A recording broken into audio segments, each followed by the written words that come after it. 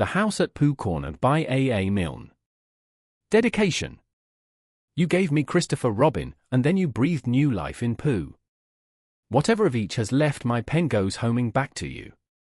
My book is ready, and comes to greet the mother it longs to see. It would be my present to you, my sweet, if it weren't your gift to me.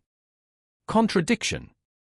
An introduction is to introduce people, but Christopher Robin and his friends, who have already been introduced to you, are now going to say goodbye. So this is the opposite. When we asked Pooh what the opposite of an introduction was, he said the what of a what, which didn't help us as much as we had hoped, but luckily Owl kept his head and told us that the opposite of an introduction, my dear Pooh, was a contradiction, and, as he is very good at long words, I am sure that that's what it is. Why we are having a contradiction is because last week when Christopher Robin said to me, "What about that story you were going to tell me about what happened to Pooh?" when I happened to say very quickly, "What about 9 times 107? And when we had done that one, we had one about cows going through a gate at 2 a minute, and there are 300 in the field, so how many are left after an hour and a half? We find these very exciting, and when we have been excited quite enough, we curl up and go to sleep, and Pooh, sitting wakeful a little longer on his chair by our pillow, thinks grand thoughts to himself about nothing, until he, too, closes his eyes and nods his head, and follows us on tiptoe into the forest. There, still, we have magic adventures, more wonderful than any I have told you about, but now, when we wake up in the morning, they are gone before we can catch hold of them. How did the last one begin? One day when Pooh was walking in the forest, there were 107 cows on a gate. No, you see, we have lost it. It was the best, I think. Well, here are some of the other ones, all that we shall remember now. But, of course, it isn't really goodbye, because the forest will always be there and anybody who is friendly with bears can find it. A.M. The House at Pooh Corner. Chapter 1, in which a house is built at Pooh Corner for Eeyore. One day when Pooh Bear had nothing else to do, he thought he would do something, so he went round to Piglet's house to see what Piglet was doing. It was still snowing as he stumped over the white forest track, and he expected to find Piglet warming his toes in front of his fire, but to his surprise he saw that the door was open, and the more he looked inside the more Piglet wasn't there. "He's out," said Pooh sadly. "That's what it is. He's not in. I shall have to go a fast-thinking walk by myself. Bother!" But first he thought that he would knock very loudly just to make quite sure, and while he waited for Piglet not to answer, he jumped up and down to keep warm, and a hum came suddenly into his head, which seemed to him a good hum, such as is hummed hopefully to others. The more it snows, tiddly-pom, the more it goes, tiddly-pom, the more it goes, tiddly-pom, on snowing.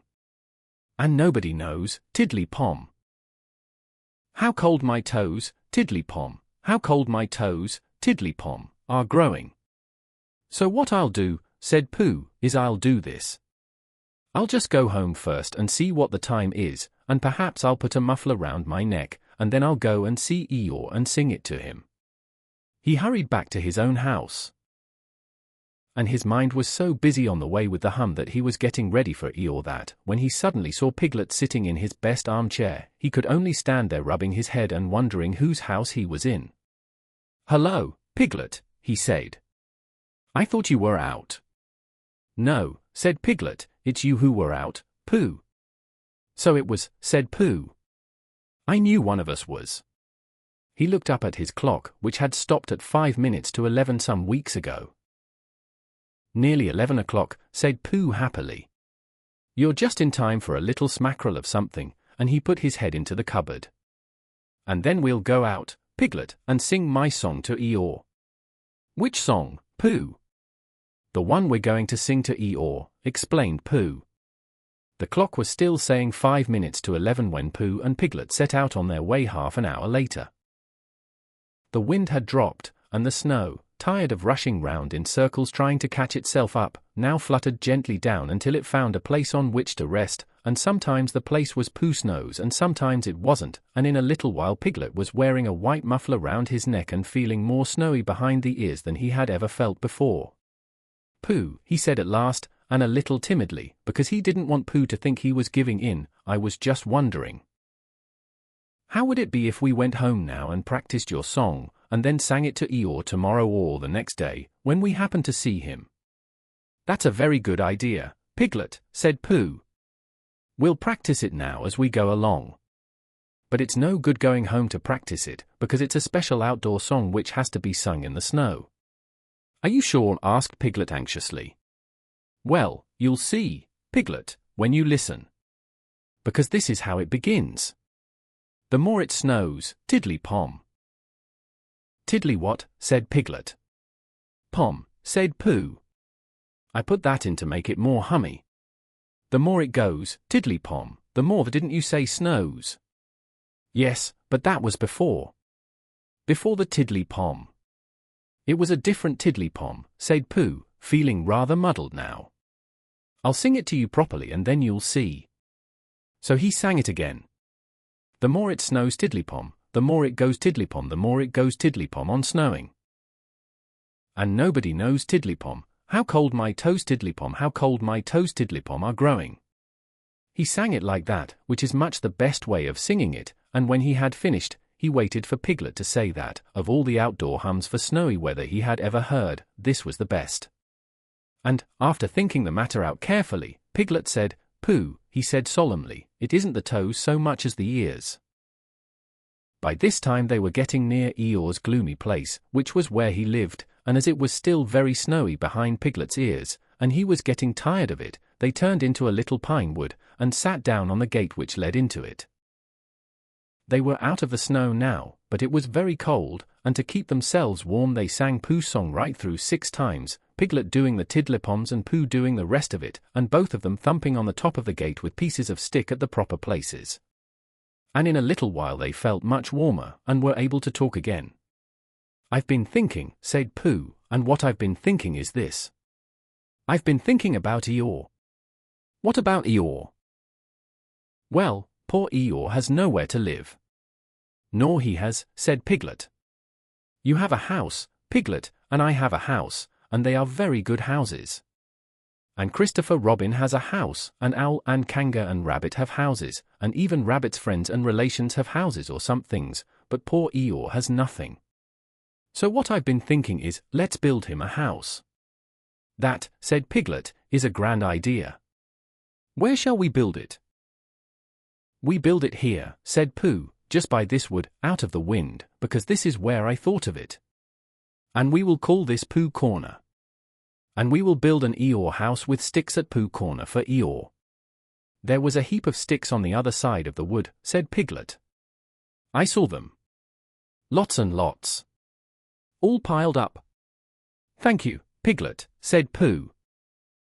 What you have just said will be a great help to us, and because of it I could call this place Pooh-Han-Piglet Corner if Pooh Corner didn't sound better, which it does, being smaller and more like a corner. Come along. So they got down off the gate and went round to the other side of the wood to fetch the sticks. Christopher Robin had spent the morning indoors going to Africa and back, and he had just got off the boat and was wondering what it was like outside, when who should come knocking at the door but Eeyore. Hello, Eeyore, said Christopher Robin, as he opened the door and came out. How are you? It's snowing still, said Eeyore gloomily. So it is. And freezing. Is it? Yes, said Eeyore. However, he said, brightening up a little, we haven't had an earthquake lately. What's the matter, Eeyore? Nothing, Christopher Robin. Nothing important. I suppose you haven't seen a house or whatnot anywhere about. What sort of a house? Just a house. Who lives there? I do. At least I thought I did. But I suppose I don't. After all, we can't all have houses. But, Eeyore, I didn't know. I always thought. I don't know how it is, Christopher Robin, but what with all this snow and one thing and another, not to mention icicles and such like, it isn't so hot in my field about 3 o'clock in the morning as some people think it is. It isn't close, if you know what I mean, not so as to be uncomfortable. It isn't stuffy. In fact, Christopher Robin, he went on in a loud whisper, quite between ourselves and don't tell anybody, it's cold. Oh, Eeyore. And I said to myself, The others will be sorry if I'm getting myself all cold. They haven't got brains, any of them, only grey fluff that's blown into their heads by mistake, and they don't think, but if it goes on snowing for another 6 weeks or so, one of them will begin to say to himself, Eeyore can't be so very much too hot about 3 o'clock in the morning. And then it will get about. And they'll be sorry. Oh, Eeyore, said Christopher Robin, feeling very sorry already. I don't mean you, Christopher Robin. You're different. So what it all comes to is that I built myself a house down by my little wood. Did you really? How exciting! The really exciting part, said Eeyore in his most melancholy voice, is that when I left it this morning it was there, and when I came back it wasn't. Not at all, very natural, and it was only Eeyore's house. But still I just wondered. Christopher Robin didn't stop to wonder. He was already back in his house, putting on his waterproof hat, his waterproof boots and his waterproof mackintosh as fast as he could. We'll go and look for it at once, he called out to Eeyore. Sometimes, said Eeyore, when people have quite finished taking a person's house, there are 1 or 2 bits which they don't want and are rather glad for the person to take back, if you know what I mean. So I thought if we just went. Come on, said Christopher Robin, and off they hurried, and in a very little time they got to the corner of the field by the side of the pinewood, where Eeyore's house wasn't any longer. There, said Eeyore. Not a stick of it left. Of course, I've still got all this snow to do what I like with. One mustn't complain. But Christopher Robin wasn't listening to Eeyore, he was listening to something else. Can't you hear it? He asked. What is it? Somebody laughing? Listen. They both listened, and they heard a deep gruff voice saying in a singing voice that the more it snowed the more it went on snowing, and a small high voice tiddly-pomming in between. It's Pooh, said Christopher Robin excitedly. Possibly, said Eeyore. And Piglet, said Christopher Robin excitedly. Probably, said Eeyore. What we want is a trained bloodhound. The words of the song changed suddenly. We've finished our house, sang the gruff voice. Tiddly-pom, sang the squeaky one. It's a beautiful house. Tiddly-pom. I wish it were mine. Tiddly-pom. Pooh, shouted Christopher Robin. The singers on the gate stopped suddenly. It's Christopher Robin, said Pooh eagerly. He's round by the place where we got all those sticks from, said Piglet. Come on, said Pooh. They climbed down their gate and hurried round the corner of the wood, Pooh making welcoming noises all the way. Why, here is Eeyore, said Pooh when he had finished hugging Christopher Robin, and he nudged Piglet, and Piglet nudged him, and they thought to themselves what a lovely surprise they had got ready. Hello, Eeyore. Same to you, Pooh Bear, and twice on Thursdays, said Eeyore gloomily. Before Pooh could say, why Thursdays? Christopher Robin began to explain the sad story of Eeyore's lost house. And Pooh and Piglet listened, and their eyes seemed to get bigger and bigger. Where did you say it was? Asked Pooh. Just here, said Eeyore. Made of sticks. Yes. Oh, said Piglet. What? Said Eeyore. I just said oh, said Piglet nervously. And so as to seem quite at ease he hummed Tiddly-pom once or twice in a what shall we do now kind of way. You're sure it was a house? Said Pooh. I mean, you're sure the house was just here? Of course I am, said Eeyore. And he murmured to himself, no brain at all some of them. Why, what's the matter, Pooh? Asked Christopher Robin. Well, said Pooh. The fact is, said Pooh. Well, the fact is, said Pooh. You see, said Pooh. It's like this, said Pooh, and something seemed to tell him that he wasn't explaining very well, and he nudged Piglet again. It's like this, said Piglet quickly. Only warmer, he added after deep thought. What's warmer? The other side of the wood, where Eeyore's house is. My house, said Eeyore. My house was here. No, said Piglet firmly.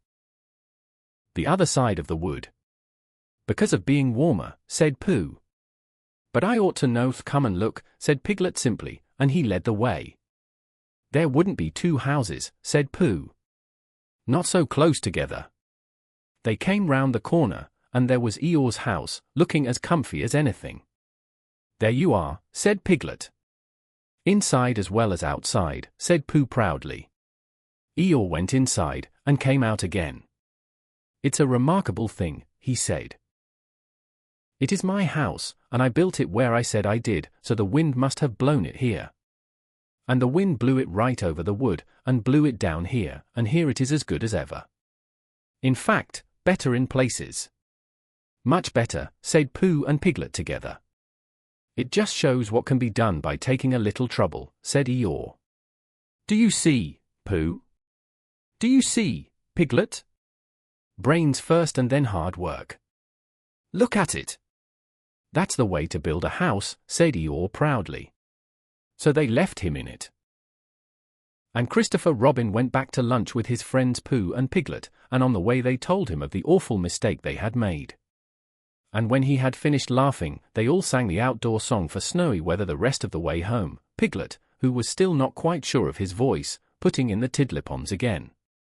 And I know it seems easy, said Piglet to himself, but it isn't everyone who could do it. Chapter 2. In which Tigger comes to the forest and has breakfast. Winnie the Pooh woke up suddenly in the middle of the night and listened. Then he got out of bed, and lit his candle, and stumped across the room to see if anybody was trying to get into his honey cupboard, and they weren't, so he stumped back again, blew out his candle, and got into bed. Then he heard the noise again. Is that you, Piglet? He said. But it wasn't. Come in, Christopher Robin, he said. But Christopher Robin didn't. Tell me about it tomorrow, Eeyore, said Pooh sleepily. But the noise went on. Warra warra warra warra warra, said whatever it was, and Pooh found that he wasn't asleep after all. What can it be, he thought. There are lots of noises in the forest, but this is a different one. It isn't a growl, and it isn't a purr, and it isn't a bark, and it isn't the noise you make before beginning a piece of poetry, but it's a noise of some kind, made by a strange animal. And he's making it outside my door. So I shall get up and ask him not to do it. He got out of bed and opened his front door. Hello, said Pooh, in case there was anything outside. Hello, said whatever it was. Oh, said Pooh. Hello. Hello. Oh, there you are, said Pooh. Hello. Hello, said the strange animal, wondering how long this was going on. Pooh was just going to say hello for the fourth time when he thought that he wouldn't, so he said, who is it, instead. Me, said a voice. Oh, said Pooh. Well, come here. So whatever it was came here, and in the light of the candle he and Pooh looked at each other. I'm Pooh, said Pooh. I'm Tigger, said Tigger. Oh, said Pooh, for he had never seen an animal like this before. Does Christopher Robin know about you? Of course he does, said Tigger. Well, said Pooh, it's the middle of the night, which is a good time for going to sleep. And tomorrow morning we'll have some honey for breakfast. Do Tiggers like honey?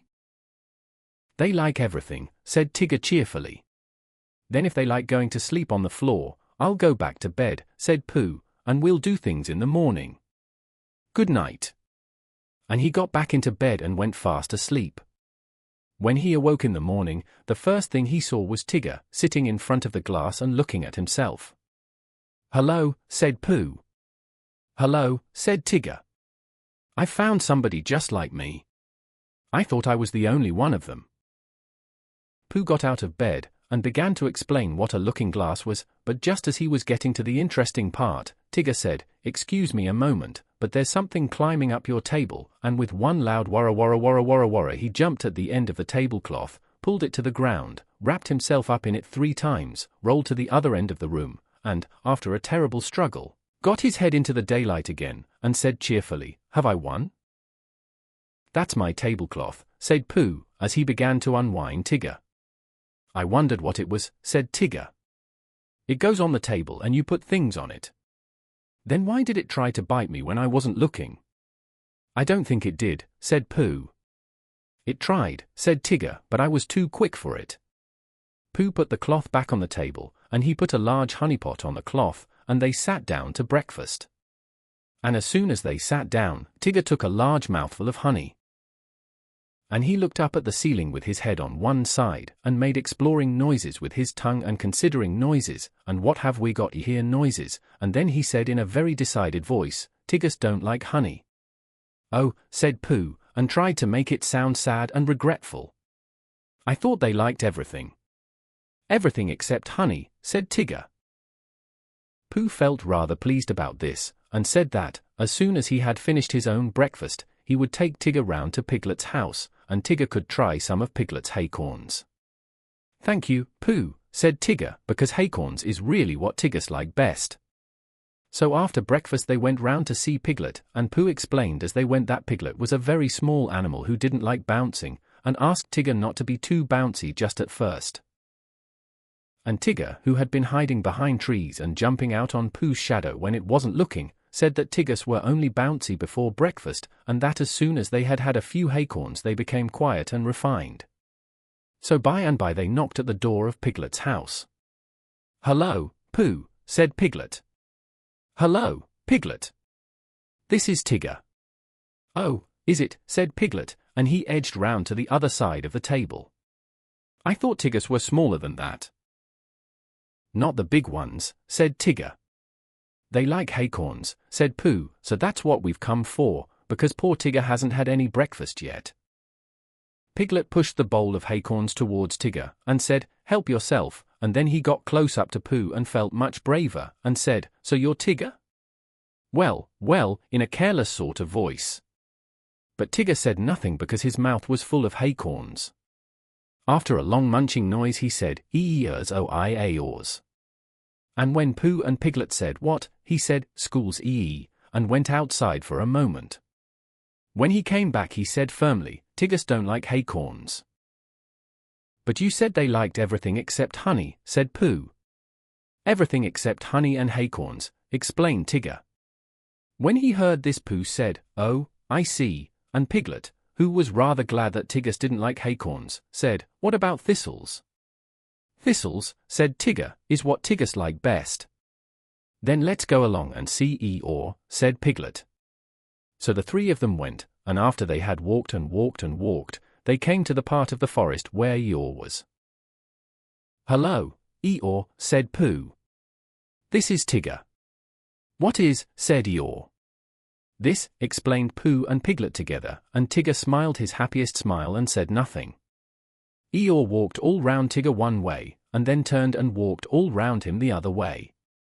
What did you say it was? He asked. Tigger. Ah, said Eeyore. He's just come, explained Piglet. Ah, said Eeyore again. He thought for a long time and then said, when is he going? Pooh explained to Eeyore that Tigger was a great friend of Christopher Robin's, who had come to stay in the forest, and Piglet explained to Tigger that he mustn't mind what Eeyore said because he was always gloomy, and Eeyore explained to Piglet that, on the contrary, he was feeling particularly cheerful this morning, and Tigger explained to anybody who was listening that he hadn't had any breakfast yet. I knew there was something, said Pooh. Tiggers always eat thistles, so that was why we came to see you, Eeyore. Don't mention it, Pooh. Oh, Eeyore, I didn't mean that. I didn't want to see you or quite. But your new stripy friend naturally, he wants his breakfast. What did you say his name was? Tigger. Then come this way, Tigger. Eeyore led the way to the most thistler-looking patch of thistles that ever was, and waved a hoof at it. A little patch I was keeping for my birthday, he said. But, after all, what are birthdays? Here today and gone tomorrow. Help yourself, Tigger. Tigger thanked him and looked a little anxiously at Pooh. Are these really thistles? He whispered. Yes, said Pooh. What Tiggers like best? That's right, said Pooh.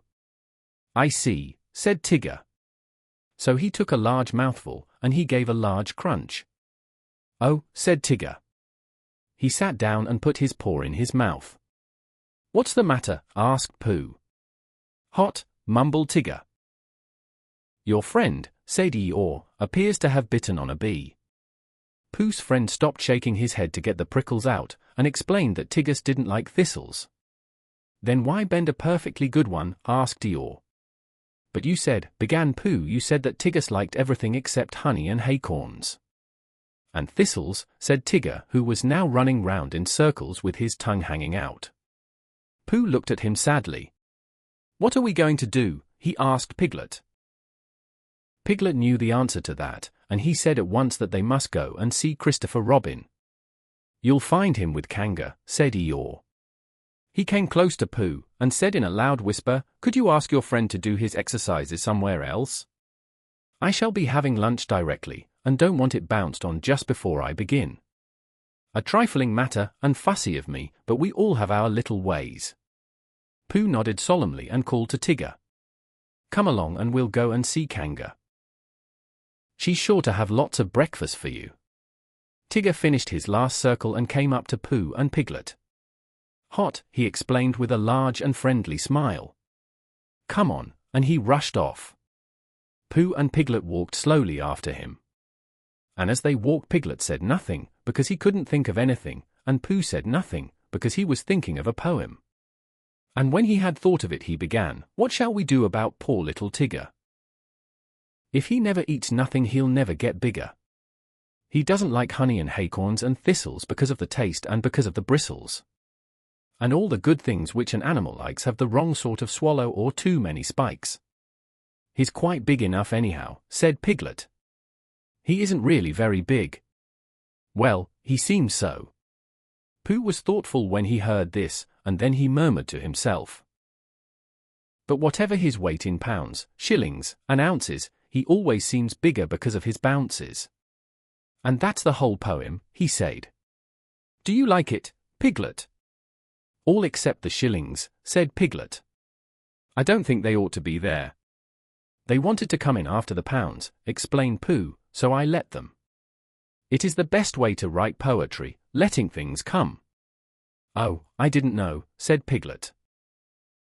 Tigger had been bouncing in front of them all this time, turning round every now and then to ask, is this the way?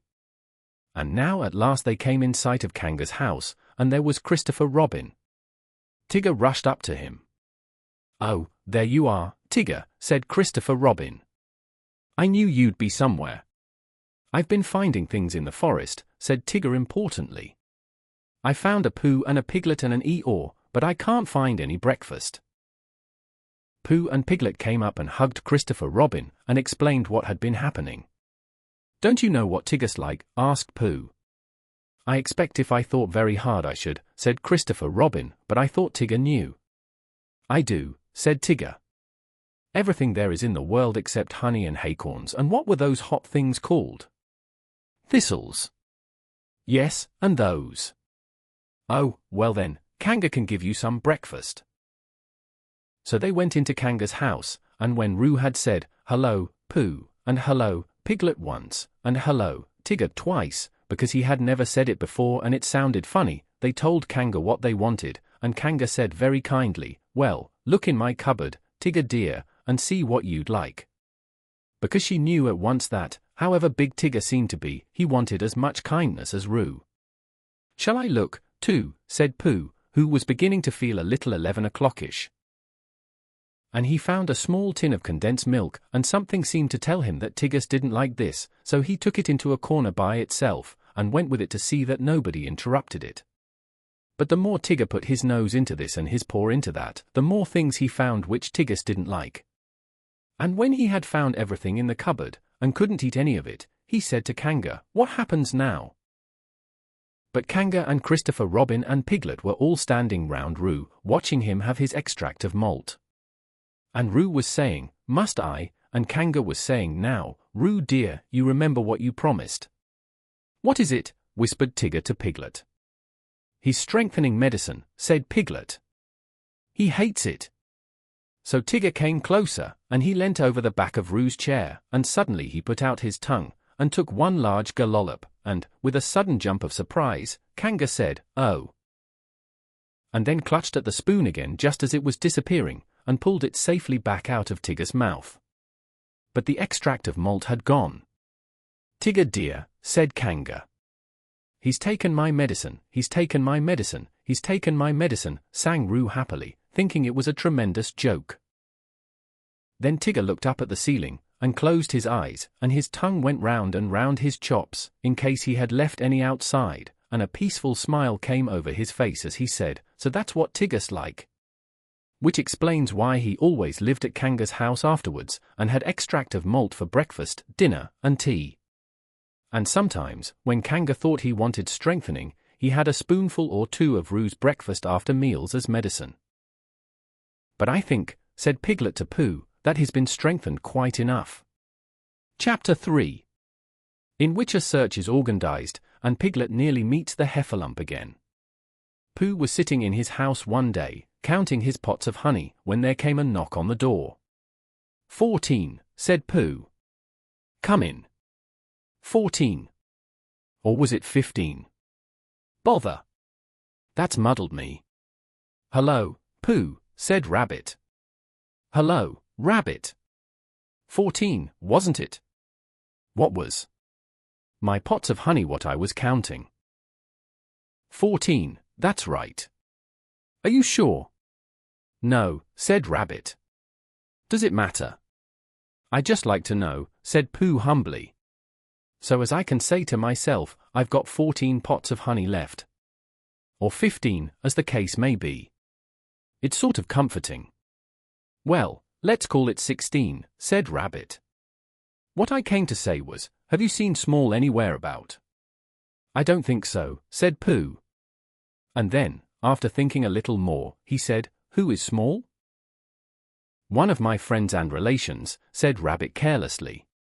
This didn't help Pooh much, because Rabbit had so many friends and relations, and of such different sorts and sizes, that he didn't know whether he ought to be looking for Small at the top of an oak tree or in the petal of a buttercup. I haven't seen anybody today, said Pooh, not so as to say hello, Small, to. Did you want him for anything? I don't want him, said Rabbit. But it's always useful to know where a friend and relation is, whether you want him or whether you don't. Oh, I see, said Pooh. Is he lost? Well, said Rabbit, nobody has seen him for a long time, so I suppose he is. Anyhow, he went on importantly, I promised Christopher Robin I'd organize a search for him, so come on. Pooh said goodbye affectionately to his 14 pots of honey, and hoped they were 15, and he and Rabbit went out into the forest. Now, said Rabbit, this is a search, and I've organized it. Done what to it, said Pooh. Organized it? Which means, well, it's what you do to a search, when you don't all look in the same place at once. So I want you, Pooh, to search by the 6 pine trees first, and then work your way towards Owl's house, and look out for me there. Do you see? No, said Pooh. What then? I'll see you at Owl's house in about an hour's time. Is Piglet organized too? We all are, said Rabbit, and off he went. As soon as Rabbit was out of sight, Pooh remembered that he had forgotten to ask who Small was, and whether he was the sort of friend and relation who settled on one's nose, or the sort who got trodden on by mistake, and as it was too late now, he thought he would begin the hunt by looking for Piglet, and asking him what they were looking for before he looked for it. And it's no good looking at the 6 pine trees for Piglet, said Pooh to himself, because he's been organized in a special place of his own. So I shall have to look for the special place first. I wonder where it is. And he wrote it down in his head like this, order of looking for things: 1. Special place. To find Piglet. 2. Piglet. To find who Small is. 3. Small. To find Small. 4. Rabbit. To tell him I found Small. 5. Small again. To tell him I found Rabbit.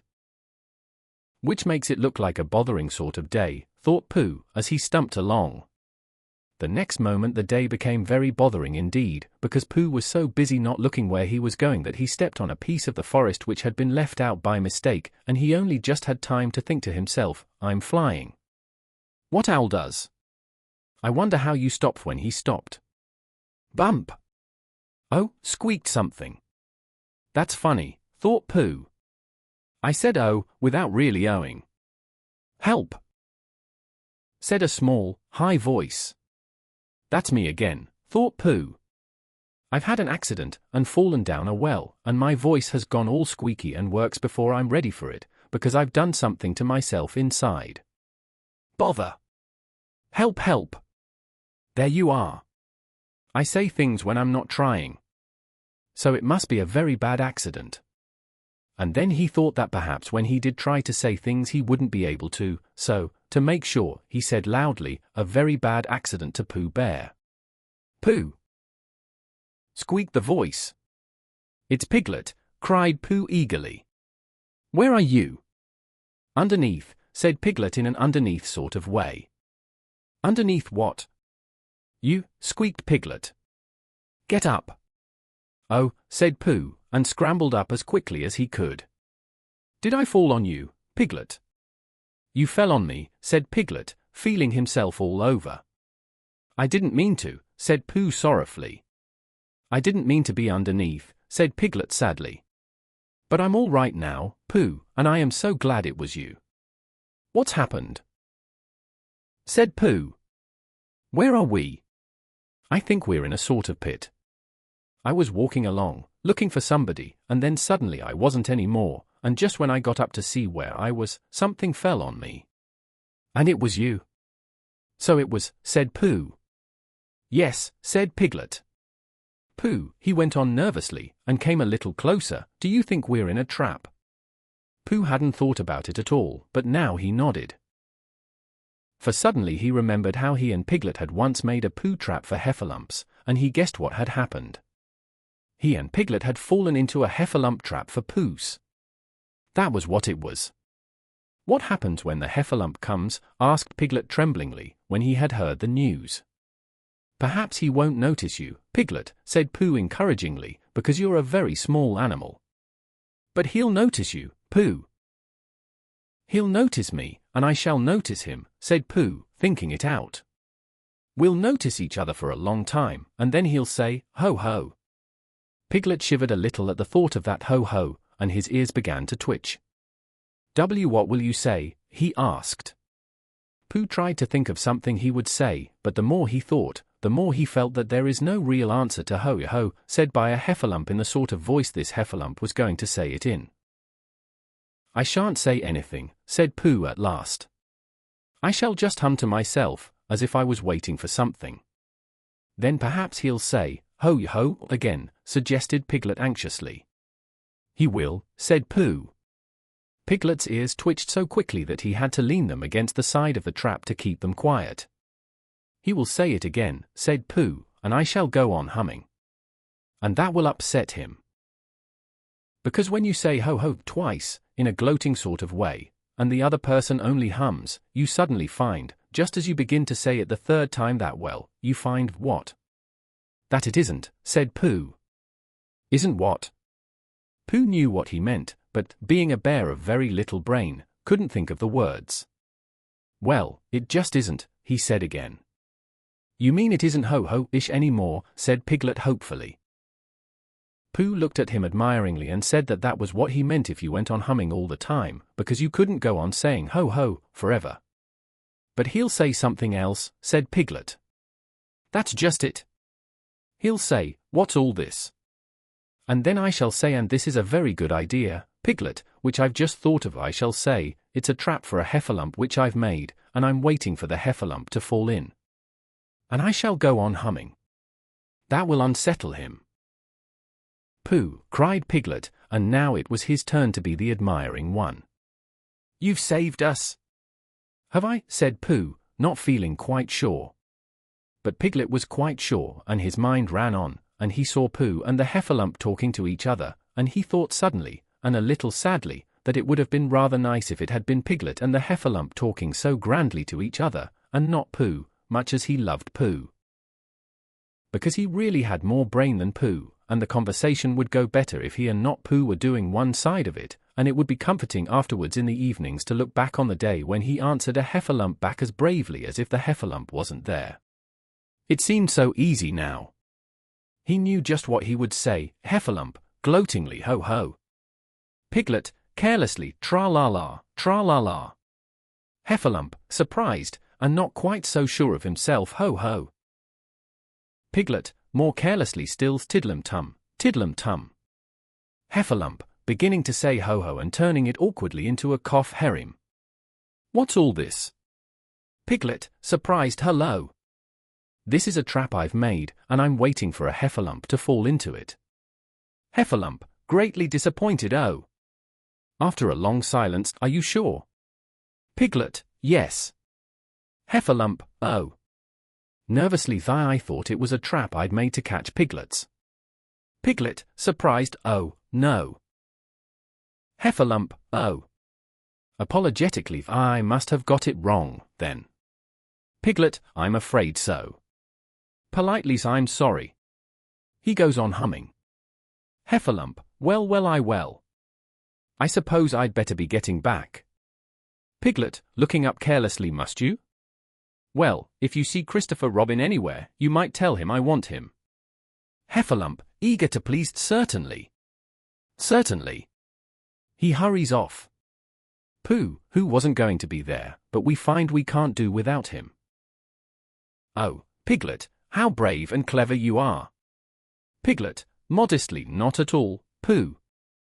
And then, when Christopher Robin comes, Pooh can tell him all about it.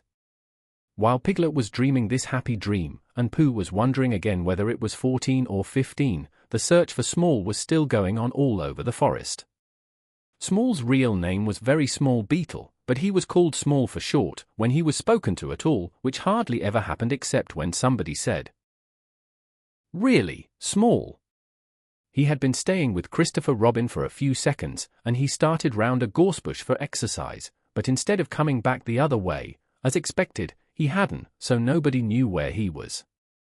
"I expect he's just gone home," said Christopher Robin to Rabbit. "Did he say goodbye and thank you for a nice time?" said Rabbit. "He'd only just said how do you do," said Christopher Robin. "Ha," said Rabbit.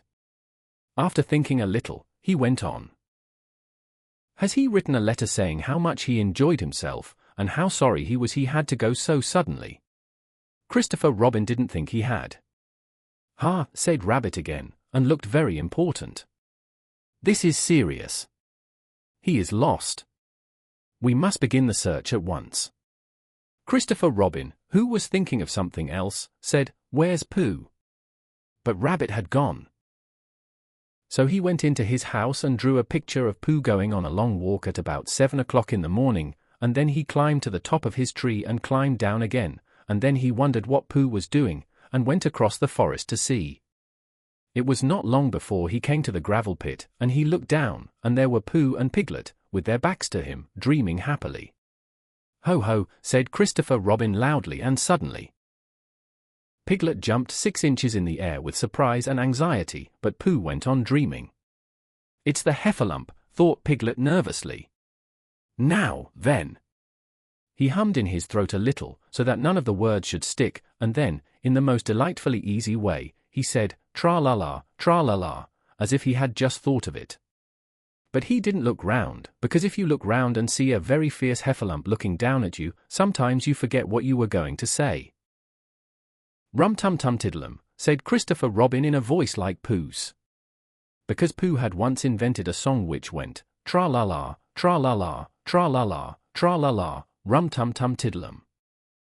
So whenever Christopher Robin sings it, he always sings it in a Pooh voice, which seems to suit it better. He said the wrong thing, thought Piglet anxiously.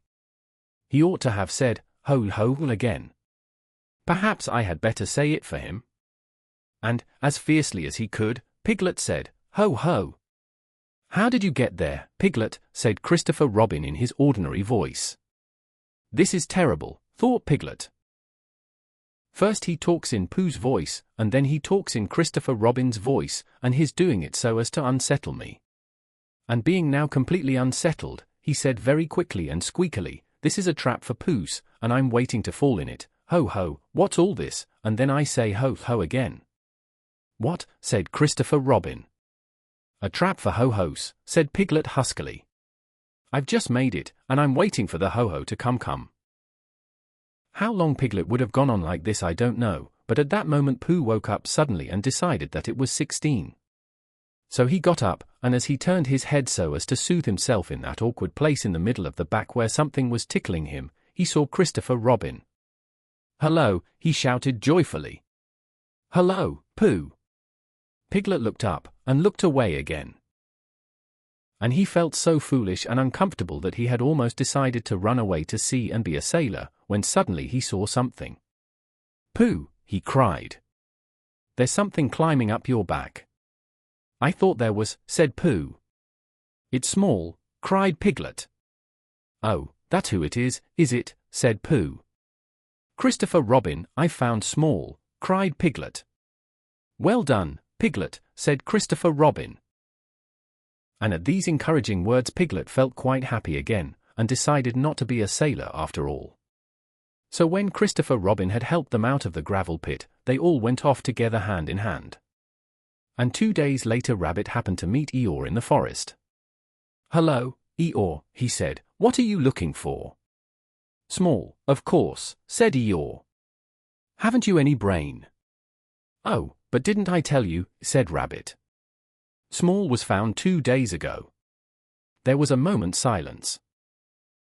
"Ha ha," said Eeyore bitterly. "Merriment and what not. Don't apologize. It's just what would happen." Chapter 4, in which it is shown that tigers don't climb trees. One day when Pooh was thinking, he thought he would go and see Eeyore, because he hadn't seen him since yesterday. And as he walked through the heather, singing to himself, he suddenly remembered that he hadn't seen Owl since the day before yesterday, so he thought that he would just look in at the 100-acre wood on the way and see if Owl was at home. Well, he went on singing, until he came to the part of the stream where the stepping stones were, and when he was in the middle of the 3rd stone he began to wonder how Kanga and Roo and Tigger were getting on, because they all lived together in a different part of the forest. And he thought, I haven't seen Roo for a long time, and if I don't see him today it will be a still longer time. So he sat down on the stone in the middle of the stream and sang another verse of his song, while he wondered what to do. The other verse of the song was like this: I could spend a happy morning seeing Roo, I could spend a happy morning being Pooh. For it doesn't seem to matter, if I don't get any fatter, and I don't get any fatter, what I do.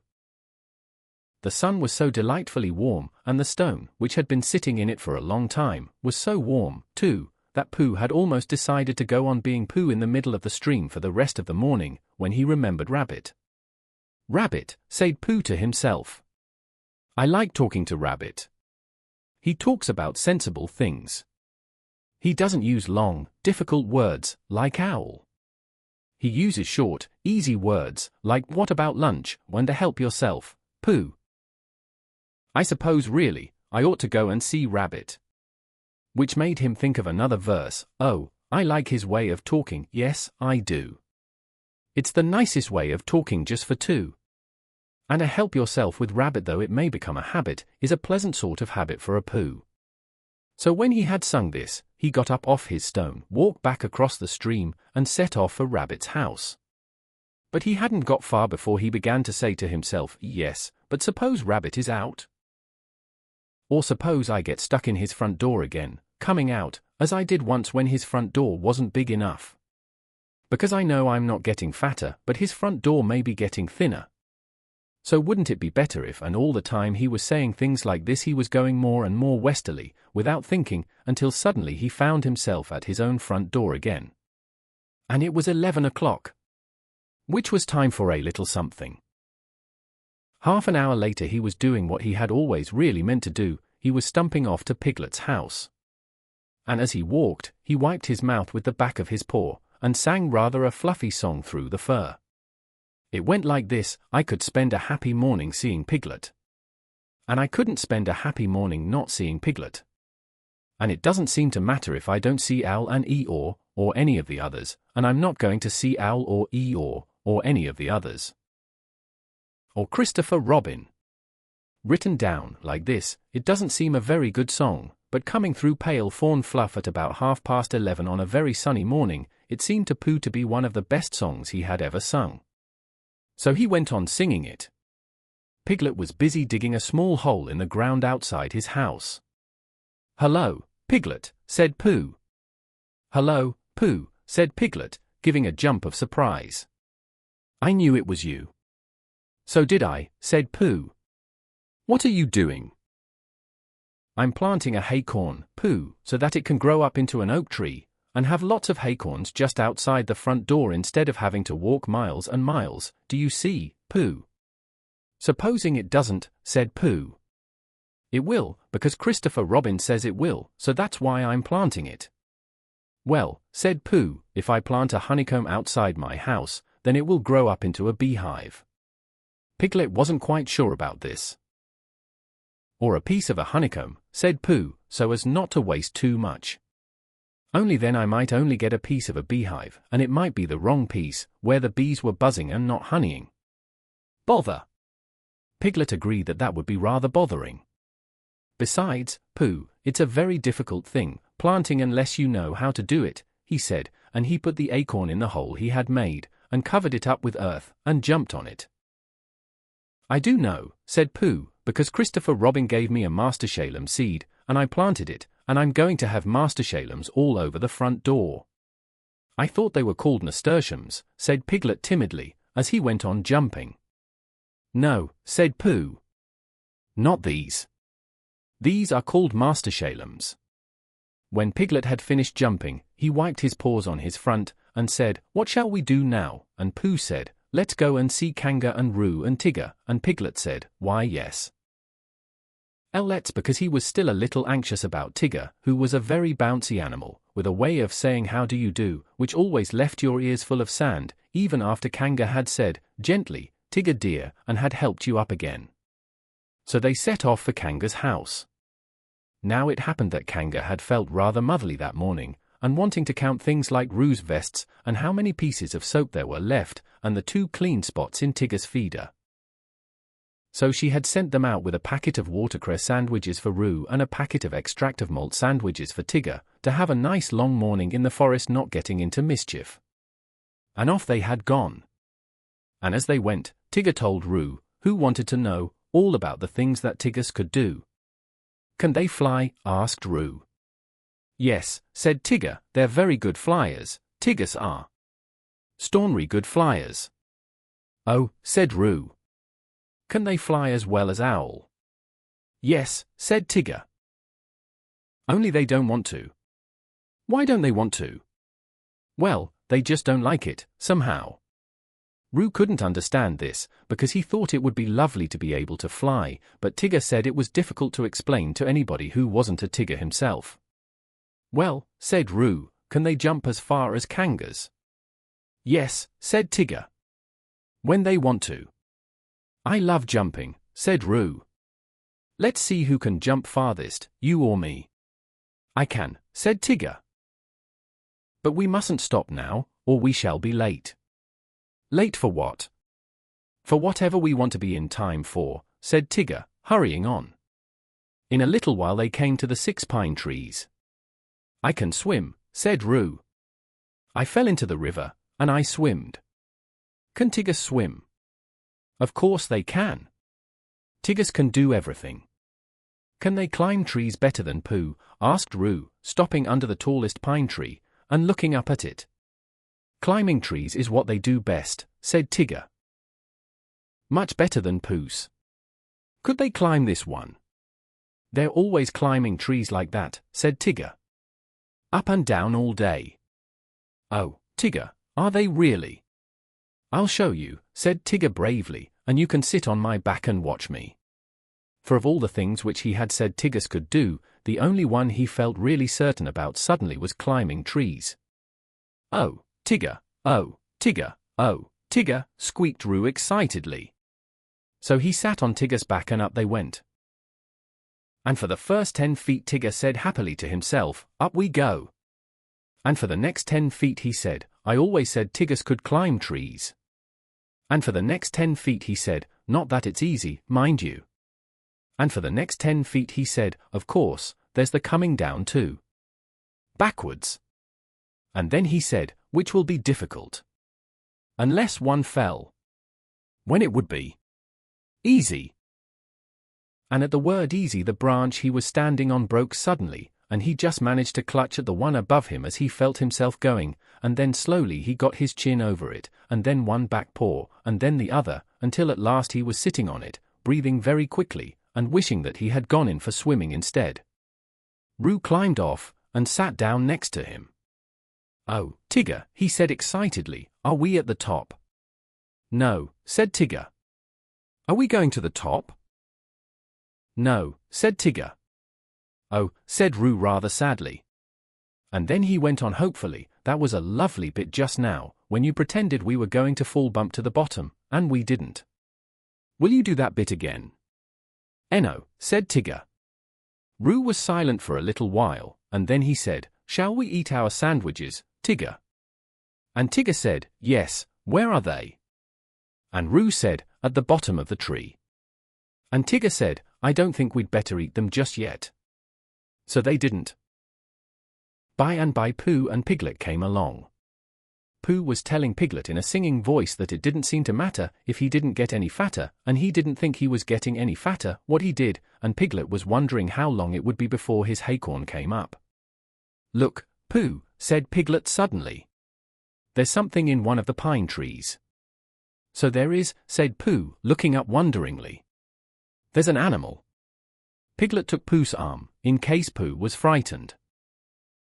"Is it one of the fiercer animals?" he said, looking the other way. Pooh nodded. "It's a jaguar," he said. "What do jaguars do?" asked Piglet, hoping that they wouldn't. "They hide in the branches of trees, and drop on you as you go underneath," said Pooh. "Christopher Robin told me. Perhaps we better hadn't go underneath, Pooh, in case he dropped and hurt himself." "They don't hurt themselves," said Pooh. "They're such very good droppers."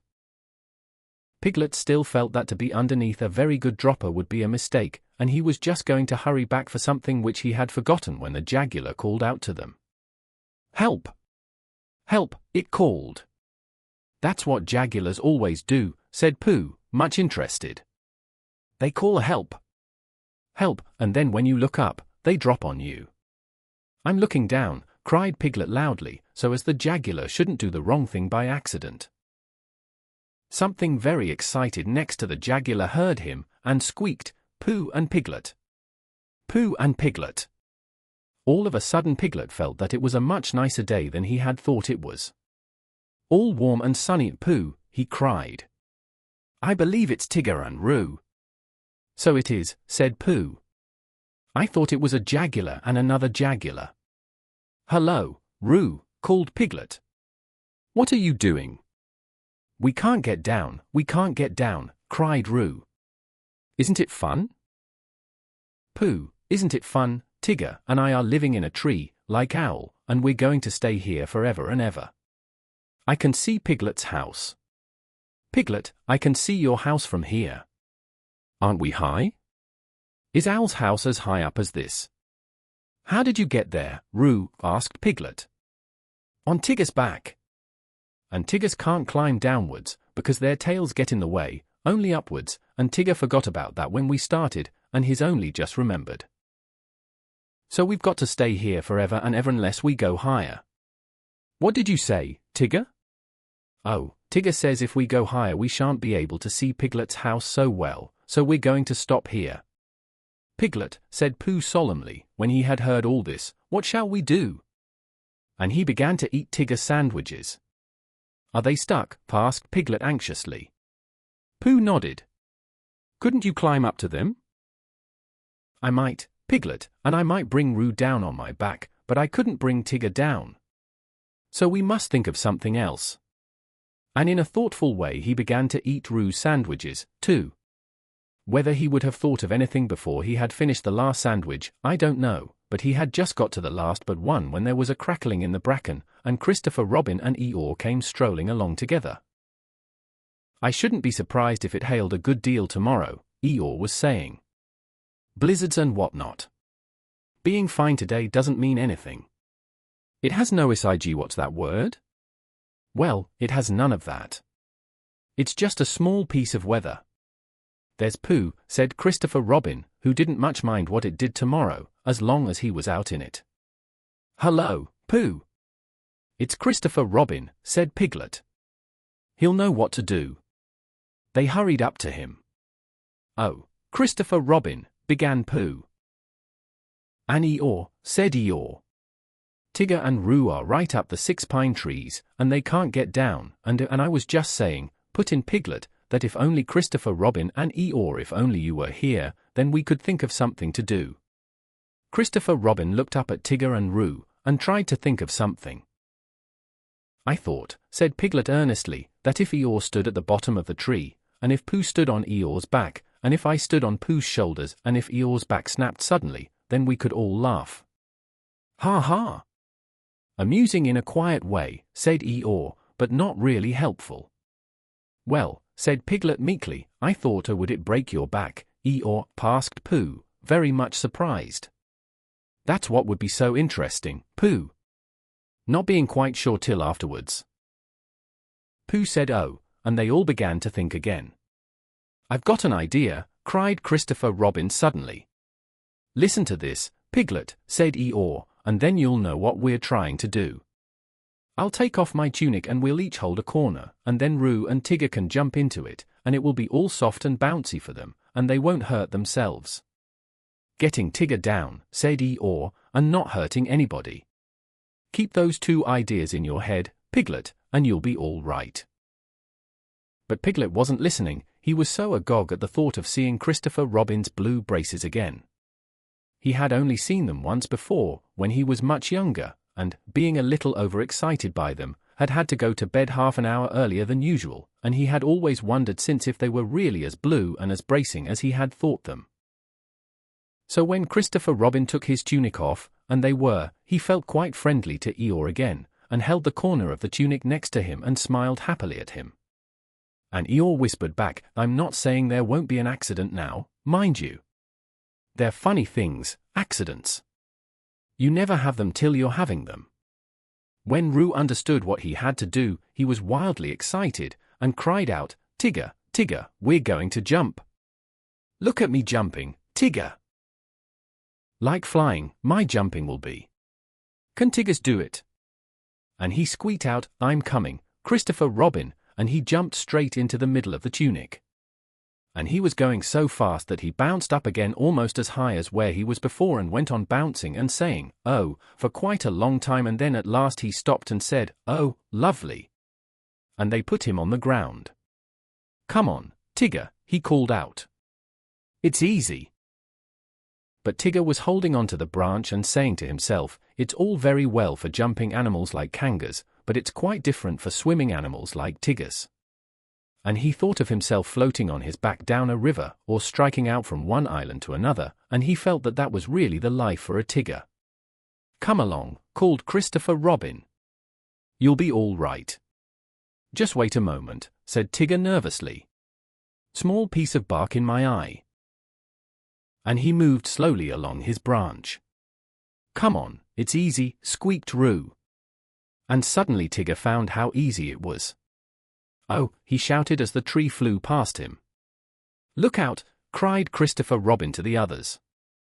There was a crash, and a tearing noise, and a confused heap of everybody on the ground. Christopher Robin and Pooh and Piglet picked themselves up first, and then they picked Tigger up, and underneath everybody else was Eeyore. "Oh, Eeyore," cried Christopher Robin. "Are you hurt?" And he felt him rather anxiously, and dusted him and helped him to stand up again. Eeyore said nothing for a long time. And then he said, "Is Tigger there?" Tigger was there, feeling bouncy again already. "Yes," said Christopher Robin. "Tigger's here." "Well, just thank him for me," said Eeyore. Chapter 5, in which Rabbit has a busy day, and we learn what Christopher Robin does in the mornings. It was going to be one of Rabbit's busy days. As soon as he woke up he felt important, as if everything depended upon him. It was just the day for organizing something, or for writing a notice signed Rabbit, or for seeing what everybody else thought about it. It was a perfect morning for hurrying round to Pooh, and saying, "Very well, then, I'll tell Piglet," and then going to Piglet, and saying, "Pooh thinks but perhaps I'd better see Owl first." It was a captainish sort of day, when everybody said, "Yes, Rabbit," and "No, Rabbit," and waited until he had told them. He came out of his house and sniffed the warm spring morning as he wondered what he would do. Kanga's house was nearest, and at Kanga's house was Roo, who said yes, Rabbit, and no, Rabbit almost better than anybody else in the forest, but there was another animal there nowadays, the strange and bouncy Tigger. And he was the sort of Tigger who was always in front when you were showing him the way anywhere, and was generally out of sight when at last you came to the place and said proudly, "Here we are." "No, not Kangas," said Rabbit thoughtfully to himself, as he curled his whiskers in the sun, and, to make quite sure that he wasn't going there, he turned to the left and trotted off in the other direction, which was the way to Christopher Robin's house. "After all," said Rabbit to himself, "Christopher Robin depends on me. He's fond of Pooh and Piglet and Eeyore, and so am I, but they haven't any brain. Not to notice. And he respects Owl, because you can't help respecting anybody who can spell Tuesday, even if he doesn't spell it right, but spelling isn't everything. There are days when spelling Tuesday simply doesn't count. And Kanga is too busy looking after Roo, and Roo is too young and Tigger is too bouncy to be any help, so there's really nobody but me, when you come to look at it. I'll go and see if there's anything he wants doing, and then I'll do it for him. It's just the day for doing things." He trotted along happily, and by he crossed the stream and came to the place where his friends and relations lived. There seemed to be even more of them about than usual this morning, and having nodded to a hedgehog or two, with whom he was too busy to shake hands, and having said, good morning, importantly to some of the others, and there you are, kindly, to the smaller ones, he waved a paw at them over his shoulder, and was gone, leaving such an air of excitement and I don't know what behind him, that several members of the beetle family, including Henry Rush, made their way at once to the 100-acre wood and began climbing trees, in the hope of getting to the top before it happened, whatever it was, so that they might see it properly. Rabbit hurried on by the edge of the 100-acre wood, feeling more important every minute, and soon he came to the tree where Christopher Robin lived. He knocked at the door, and he called out once or twice, and then he walked back a little way and put his paw up to keep the sun out, and called to the top of the tree, and then he turned all round and shouted, "Hello, and I say, it's Rabbit!" But nothing happened. Then he stopped and listened, and everything stopped and listened with him, and the forest was very lone and still and peaceful in the sunshine, until suddenly 100 miles above him a lark began to sing. "Bother!" said Rabbit. "He's gone out." He went back to the green front door, just to make sure, and he was turning away, feeling that his morning had got all spoilt, when he saw a piece of paper on the ground. And there was a pin in it, as if it had fallen off the door. "Ha," said Rabbit, feeling quite happy again. "Another notice." This is what it said, "Gone out Baxen Bisey Baxen." "Ha," said Rabbit again. "I must tell the others." And he hurried off importantly. The nearest house was Owl's, and to Owl's house in the 100-acre wood he made his way. He came to Owl's door, and he knocked and he rang, and he rang and he knocked, and at last Owl's head came out and said, "Go away, I'm thinking it's you," which was how he always began. "Owl," said Rabbit shortly, "you and I have brains. The others have fluff. If there is any thinking to be done in this forest, and when I say thinking I mean thinking, you and I must do it." "Yes," said Owl. "I was." "Read that." Owl took Christopher Robin's notice from Rabbit and looked at it nervously. He could spell his own name WOL, and he could spell Tuesday so that you knew it wasn't Wednesday, and he could read quite comfortably when you weren't looking over his shoulder and saying "well" all the time, and he could "well," said Rabbit. "Yes," said Owl, looking wise and thoughtful. "I see what you mean." "Undoubtedly." "Well." "Exactly," said Owl. "Precisely." And he added, after a little thought, "If you had not come to me, I should have come to you." "Why?" asked Rabbit. "For that very reason," said Owl, hoping that something helpful would happen soon. "Yesterday morning," said Rabbit solemnly, "I went to see Christopher Robin. He was out. Pinned on his door was a notice. The same notice. A different one. But the meaning was the same. It's very odd." "Amazing," said Owl, looking at the notice again, and getting, just for a moment, a curious sort of feeling that something had happened to Christopher Robin's back. "What did you do?" "Nothing." "The best thing," said Owl wisely. "Well," said Rabbit again, as Owl knew he was going to. "Exactly," said Owl. For a little while he couldn't think of anything more, and then, all of a sudden, he had an idea. "Tell me, Rabbit," he said, "the exact words of the first notice. This is very important. Everything depends on this. The exact words of the first notice." It was just the same as that one, really. Owl looked at him, and wondered whether to push him off the tree, but, feeling that he could always do it afterwards, he tried once more to find out what they were talking about. "The exact words, please," he said, as if Rabbit hadn't spoken. "It just said, 'Gone out. Back son.' Same as this, only this says 'Busy back son' too." Owl gave a great sigh of relief. "Ah," said Owl. "Now we know where we are." "Yes, but where's Christopher Robin?" said Rabbit. "That's the point." Owl looked at the notice again. To one of his education the reading of it was easy. "Gone out, back son. Busy, back son, just the sort of thing you'd expect to see on a notice." "It is quite clear what has happened, my dear Rabbit," he said. "Christopher Robin has gone out somewhere with back son. He and back son are busy together. Have you seen a back son anywhere about in the forest lately?" "I don't know," said Rabbit. "That's what I came to ask you. What are they like?" "Well," said Owl, "the spotted or herbaceous back son is just at least," he said, "it's really more of of course," he said, "it depends on them." "Well," said Owl, "the fact is," he said, "I don't know what they're like," said Owl frankly. "Thank you," said Rabbit. And he hurried off to see Pooh. Before he had gone very far he heard a noise. So he stopped and listened. This was the noise. Noise, Pooh, the butterflies are flying, now the winter days are dying, and the primroses are trying to be seen. And the turtle doves are cooing, and the woods are up and doing, for the violets are bluing in the green. Oh, the honeybees are gumming on their little wings, and humming that the summer, which is coming, will be fun. And the cows are almost cooing, and the turtle doves are mooing, which is why a Pooh is pooing in the sun. For the spring is really springing. You can see a skylark singing, and the bluebells, which are ringing, can be heard. And the cuckoo isn't cooing, but he's cucking and he's owing, and a Pooh is simply pooing like a bird. "Hello, Pooh," said Rabbit. "Hello, Rabbit," said Pooh dreamily. "Did you make that song up?"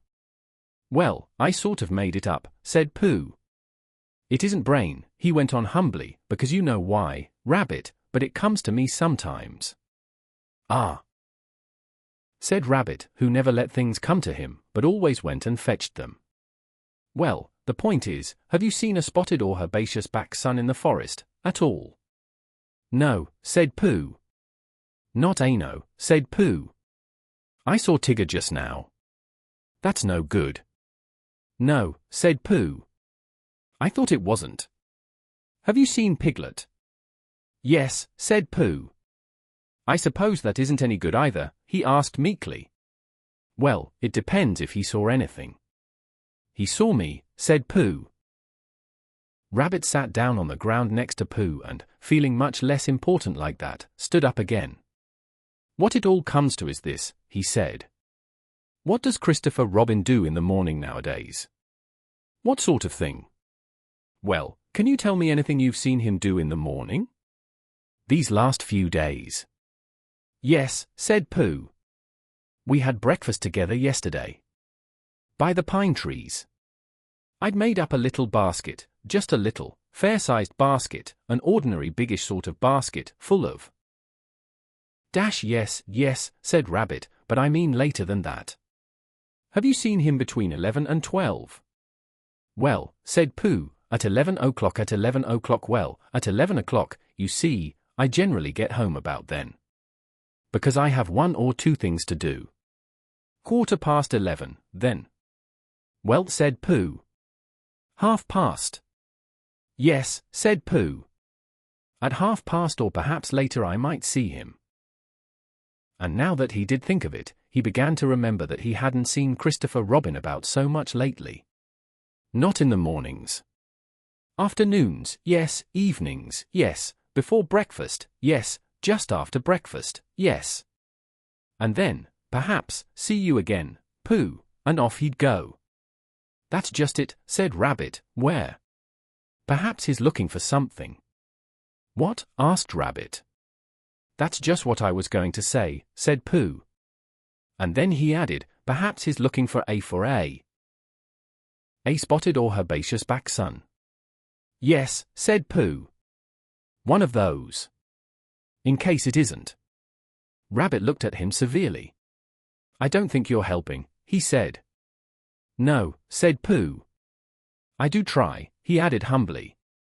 Rabbit thanked him for trying, and said that he would now go and see Eeyore, and Pooh could walk with him if he liked. But Pooh, who felt another verse of his song coming on him, said he would wait for Piglet. Goodbye, Rabbit, so Rabbit went off. But, as it happened, it was Rabbit who saw Piglet first. Piglet had got up early that morning to pick himself a bunch of violets, and when he had picked them and put them in a pot in the middle of his house, it suddenly came over him that nobody had ever picked Eeyore a bunch of violets, and the more he thought of this, the more he thought how sad it was to be an animal who had never had a bunch of violets picked for him. So he hurried out again, saying to himself, Eeyore, violets, and then a violets, Eeyore, in case he forgot, because it was that sort of day, and he picked a large bunch and trotted along, smelling them, and feeling very happy, until he came to the place where Eeyore was. Oh, Eeyore, began Piglet a little nervously, because Eeyore was busy. Eeyore put out a paw and waved him away. Tomorrow, said Eeyore. Or the next day. Piglet came a little closer to see what it was. Eeyore had 3 sticks on the ground, and was looking at them. 2 of the sticks were touching at one end, but not at the other, and the 3rd stick was laid across them.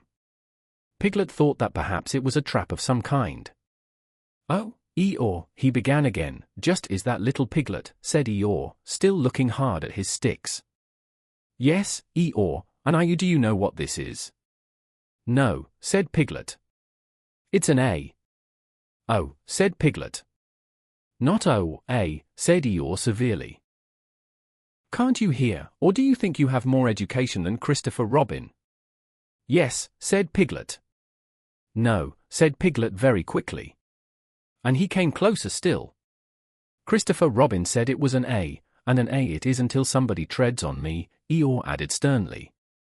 Piglet jumped backwards hurriedly and smelt at his violets. Do you know what A means, little Piglet? No, Eeyore, I don't. It means learning, it means education, it means all the things that you and Pooh haven't got. That's what A means. Oh, said Piglet again. I mean, does it? He explained quickly. I'm telling you. People come and go in this forest, and they say, it's only Eeyore, so it doesn't count. They walk to and fro saying, ha ha. But do they know anything about A? They don't. It's just 3 sticks to them. But to the educated mark this, little Piglet to the educated, not meaning Poohs and Piglets, it's a great and glorious A. Not, he added, just something that anybody can come and breathe on. Piglet stepped back nervously, and looked round for help. Here's Rabbit, he said gladly. Hello, Rabbit. Rabbit came up importantly, nodded to Piglet, and said, Eeyore, in the voice of one who would be saying goodbye in about 2 more minutes. There's just one thing I wanted to ask you, Eeyore. What happens to Christopher Robin in the mornings nowadays? What's this that I'm looking at? Said Eeyore, still looking at it. 3 sticks, said Rabbit promptly. You see, said Eeyore to Piglet. He turned to Rabbit. I will now answer your question, he said solemnly. Thank you, said Rabbit. What does Christopher Robin do in the mornings? He learns. He becomes educated. He instigates, I think that is the word he mentioned, but I may be referring to something else. He instigates knowledge. In my small way I also, if I have the word right, am doing what he does. That, for instance, is an A, said Rabbit, but not a very good one. Well, I must get back and tell the others. Eeyore looked at his sticks and then he looked at Piglet. What did Rabbit say it was? He asked. An A, said Piglet. Did you tell him? No, Eeyore, I didn't. I expect he just knew. He knew? You mean this a thing is a thing Rabbit knew? Yes, Eeyore. He's clever, Rabbit is. Clever, said Eeyore scornfully, putting a foot heavily on his 3 sticks. Education, said Eeyore bitterly, jumping on his 6 sticks. What is learning? Asked Eeyore as he kicked his 12 sticks into the air. A thing Rabbit knows. Ha! I think, began Piglet nervously. Don't, said Eeyore. I think violets are rather nice, said Piglet. And he laid his bunch in front of Eeyore and scampered off. Next morning the notice on Christopher Robin's door said, "Gone out back soon see ah." Which is why all the animals in the forest, except, of course, the spotted and herbaceous Baxan now know what Christopher Robin does in the mornings.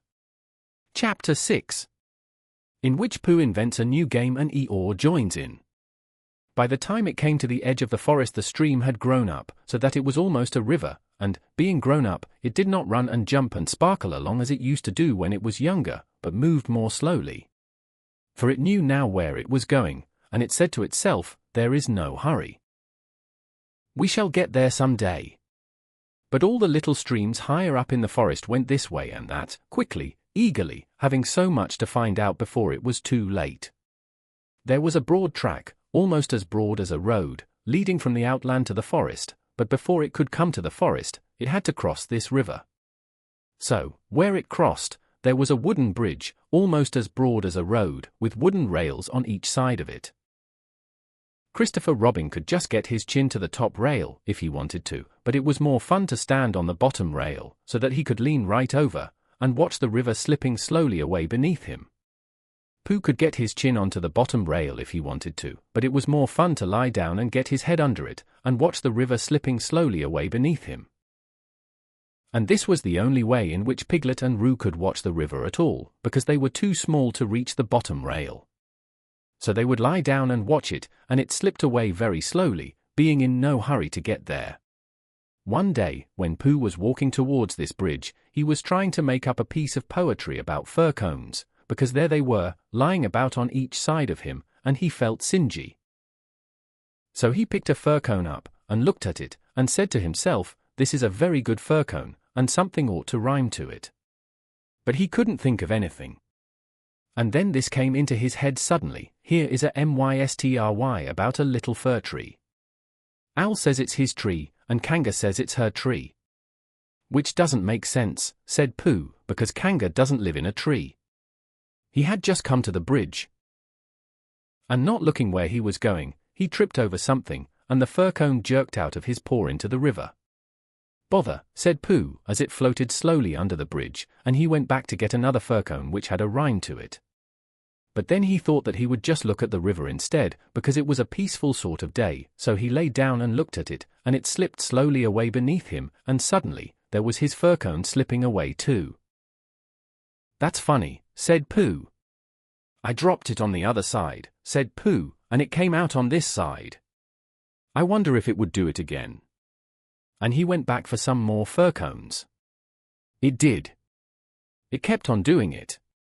Then he dropped 2 in at once, and leant over the bridge to see which of them would come out first, and one of them did, but as they were both the same size, he didn't know if it was the one which he wanted to win, or the other one. So the next time he dropped 1 big one and 1 little one, and the big one came out first, which was what he had said it would do, and the little one came out last, which was what he had said it would do, so he had won twice, and when he went home for tea, he had won 36 and lost 28, which meant that he had well, you take 28 from 36, and that's what he was. Instead of the other way round. And that was the beginning of the game called Pooh Sticks, which Pooh invented, and which he and his friends used to play on the edge of the forest. But they played with sticks instead of fir cones, because they were easier to mark. Now one day Pooh and Piglet and Rabbit and Roo were all playing Pooh Sticks together. They had dropped their sticks in when Rabbit said go. And then they had hurried across to the other side of the bridge, and now they were all leaning over the edge, waiting to see whose stick would come out first. But it was a long time coming, because the river was very lazy that day, and hardly seemed to mind if it didn't ever get there at all. "I can see mine," cried Roo. "No, I can't, it's something else." "Can you see yours, Piglet?" "I thought I could see mine, but I couldn't." "There it is." "No, it isn't." "Can you see yours, Pooh?" "No," said Pooh. "I expect my stick's stuck," said Roo. "Rabbit, my stick's stuck." "Is your stick stuck, Piglet?" "They always take longer than you think," said Rabbit. "How long do you think they'll take?" asked Roo. "I can see yours, Piglet," said Pooh suddenly. "Mine's a sort of greyish one," said Piglet, not daring to lean too far over in case he fell in. "Yes, that's what I can see. It's coming over onto my side." Rabbit leant over further than ever, looking for his, and Roo wriggled up and down, calling out, "Come on, stick! Stick, stick, stick," and Piglet got very excited because his was the only one which had been seen, and that meant that he was winning. "It's coming," said Pooh. "Are you sure it's mine?" squeaked Piglet excitedly. "Yes, because it's grey. A big grey one. Here it comes." "A very big greyo." "No, it isn't, it's Eeyore." And out floated Eeyore. "Eeyore!" cried everybody. Looking very calm, very dignified, with his legs in the air, came Eeyore from beneath the bridge. "It's Eeyore!" cried Roo, terribly excited. "Is that so?" said Eeyore, getting caught up by a little eddy, and turning slowly round 3 times.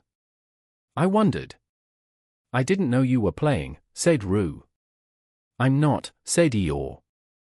"Eeyore, what are you doing there?" said Rabbit. "I'll give you 3 guesses, Rabbit." "Digging holes in the ground?"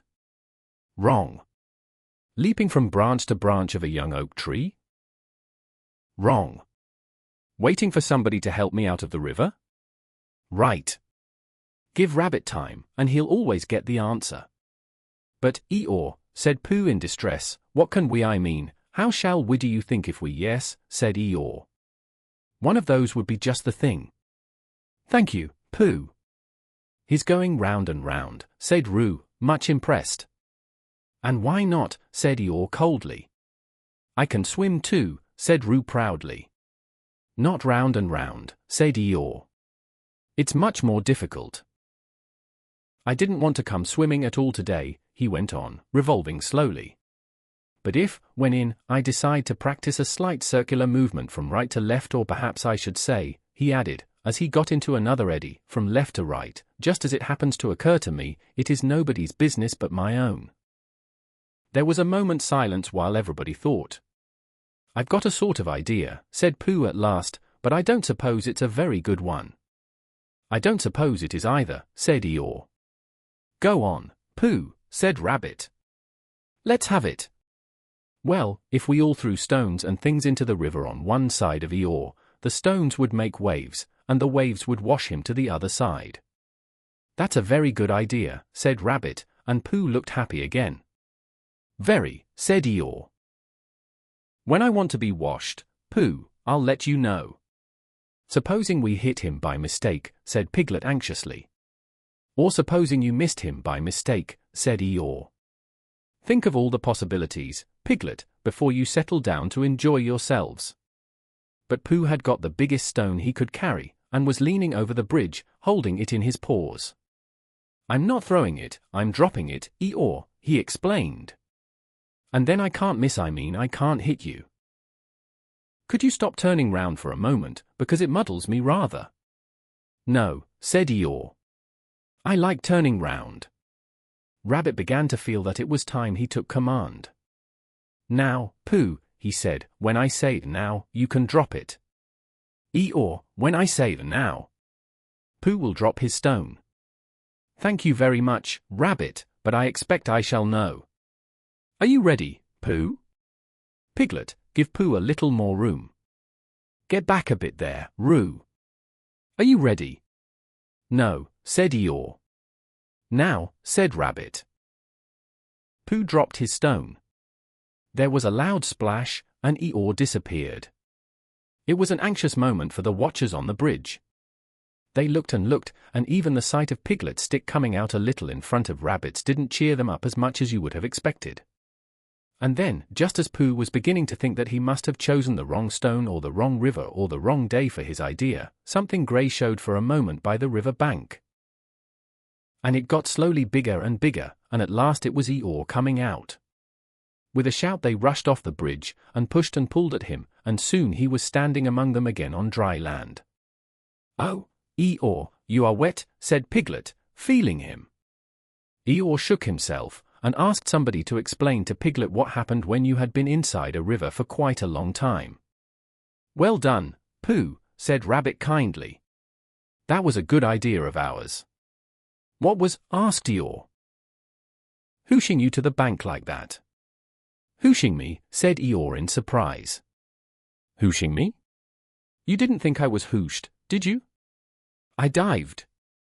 Pooh dropped a large stone on me, and so as not to be struck heavily on the chest, I dived and swam to the bank. "You didn't really," whispered Piglet to Pooh, so as to comfort him. "I didn't think I did," said Pooh anxiously. "It's just Eeyore," said Piglet. "I thought your idea was a very good idea." Pooh began to feel a little more comfortable, because when you are a bear of very little brain, and you think of things, you find sometimes that a thing which seemed very thingish inside you is quite different when it gets out into the open and has other people looking at it. And, anyhow, Eeyore was in the river, and now he wasn't, so he hadn't done any harm. "How did you fall in, Eeyore?" asked Rabbit, as he dried him with Piglet's handkerchief. "I didn't," said Eeyore. "But how?" "I was bounced," said Eeyore. "Oh," said Roo excitedly, "did somebody push you?" "Somebody bounced me.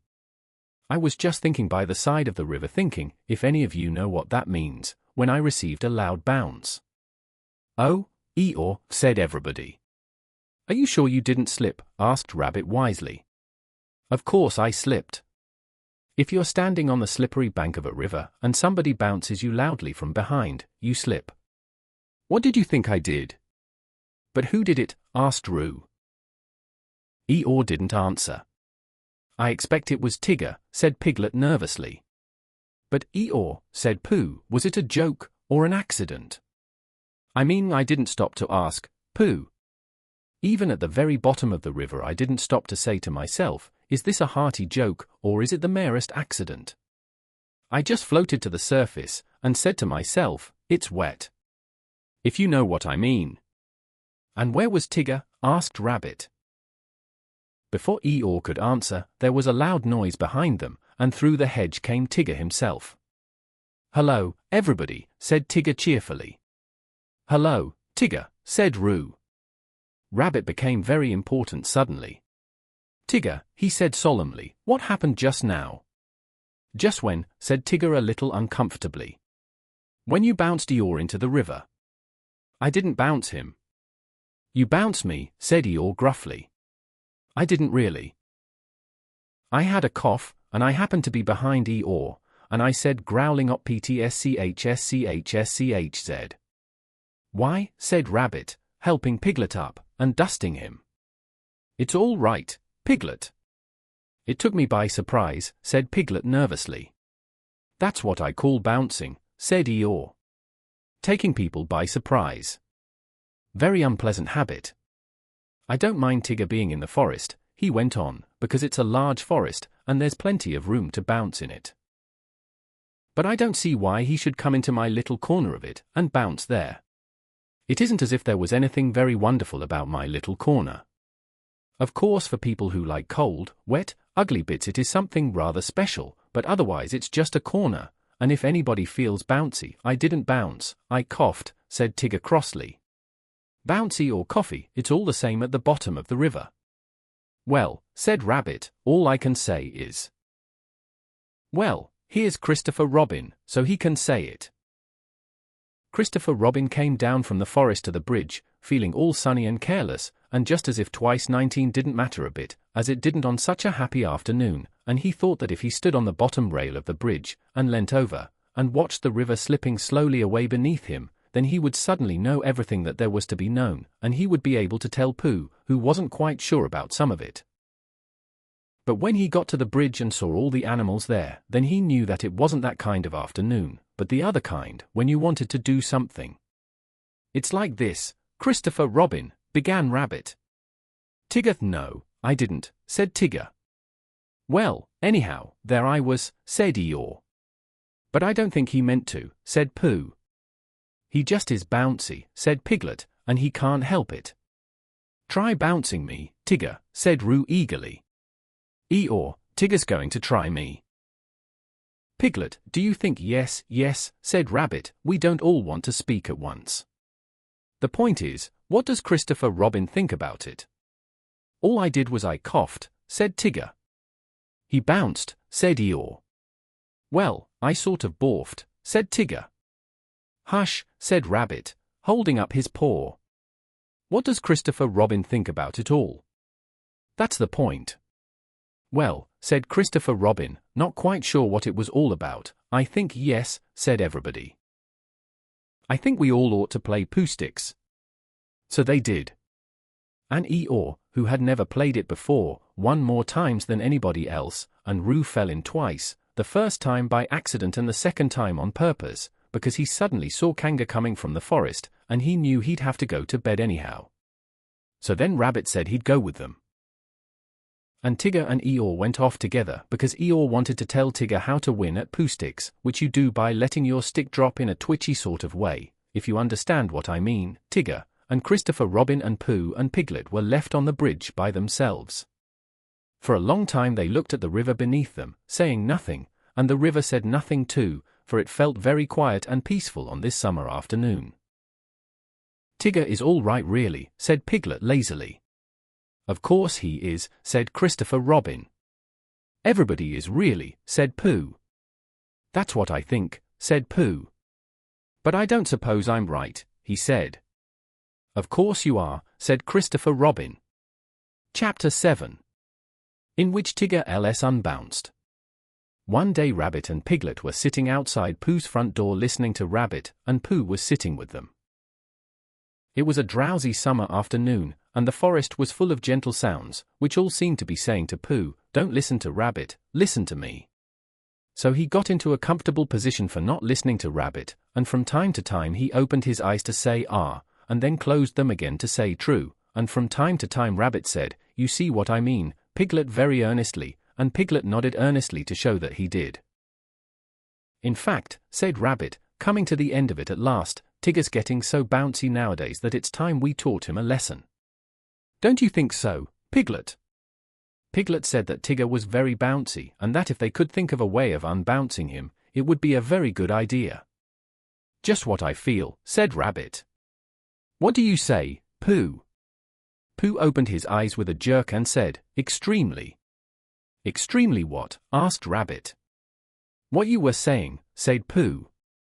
"Undoubtedly." Piglet gave Pooh a stiffening sort of nudge, and Pooh, who felt more and more that he was somewhere else, got up slowly and began to look for himself. "But how shall we do it?" asked Piglet. "What sort of a lesson, Rabbit?" "That's the point," said Rabbit. The word "a lesson" came back to Pooh as one he had heard before somewhere. "There's a thing called TWY Stymes," he said. "Christopher Robin tried to teach it to me once, but it didn't." "What didn't?" said Rabbit. "Didn't what?" said Piglet. Pooh shook his head.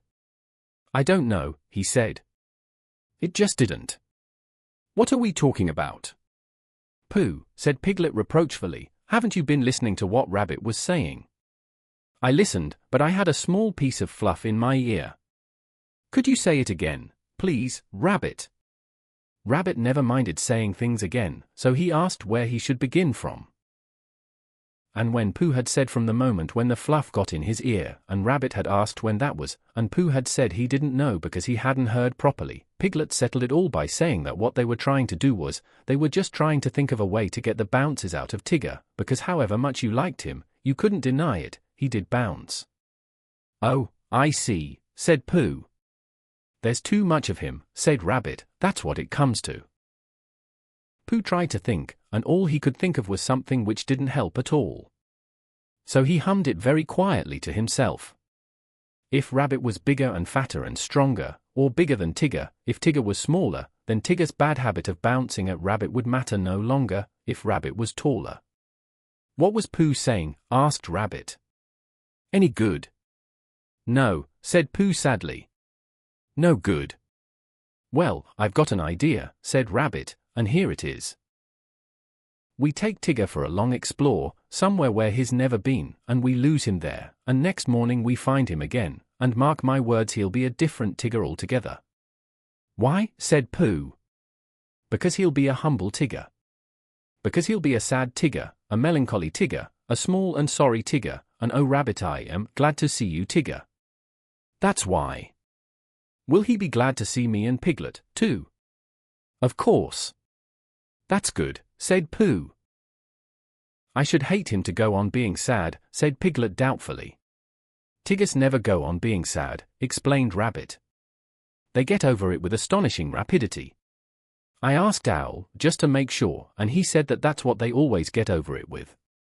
But if we can make Tigger feel small and sad just for 5 minutes, we shall have done a good deed. Would Christopher Robin think so? Asked Piglet. Yes, said Rabbit. He'd say you've done a good deed, Piglet. I would have done it myself, only I happen to be doing something else. Thank you, Piglet. And Pooh, of course. Piglet felt very glad about this, and he saw at once that what they were going to do to Tigger was a good thing to do, and as Pooh and Rabbit were doing it with him, it was a thing which even a very small animal could wake up in the morning and be comfortable about doing. So the only question was, where should they lose Tigger?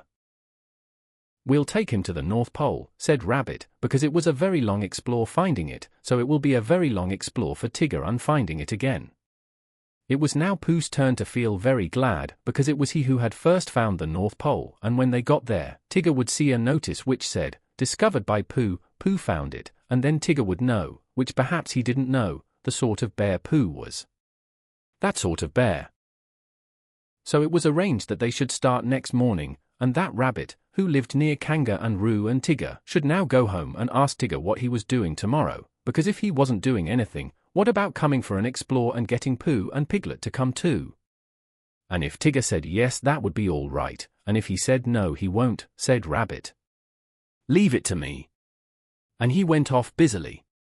The next day was quite a different day. Instead of being hot and sunny, it was cold and misty.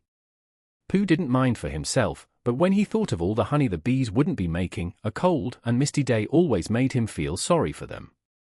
He said so to Piglet when Piglet came to fetch him, and Piglet said that he wasn't thinking of that so much, but of how cold and miserable it would be being lost all day and night on the top of the forest. But when he and Pooh had got to Rabbit's house, Rabbit said it was just the day for them, because Tigger always bounced on ahead of everybody, and as soon as he got out of sight, they would hurry away in the other direction, and he would never see them again. Not never, said Piglet. Well, not until we find him again, Piglet. Tomorrow, or whenever it is. Come on. He's waiting for us.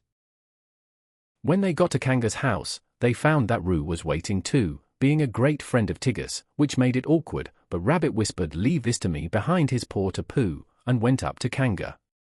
I don't think Roo had better come, he said. Not today. Why not, said Roo, who wasn't supposed to be listening. Nasty cold day, said Rabbit, shaking his head. And you were coughing this morning. How do you know? Asked Roo indignantly. Oh, Roo, you never told me, said Kanga reproachfully. It was a biscuit cough, said Roo, not one you tell about.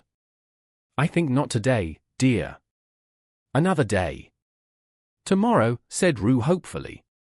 We'll see, said Kanga. You're always seeing, and nothing ever happens, said Roo sadly. Nobody could see on a day like this, Roo, said Rabbit.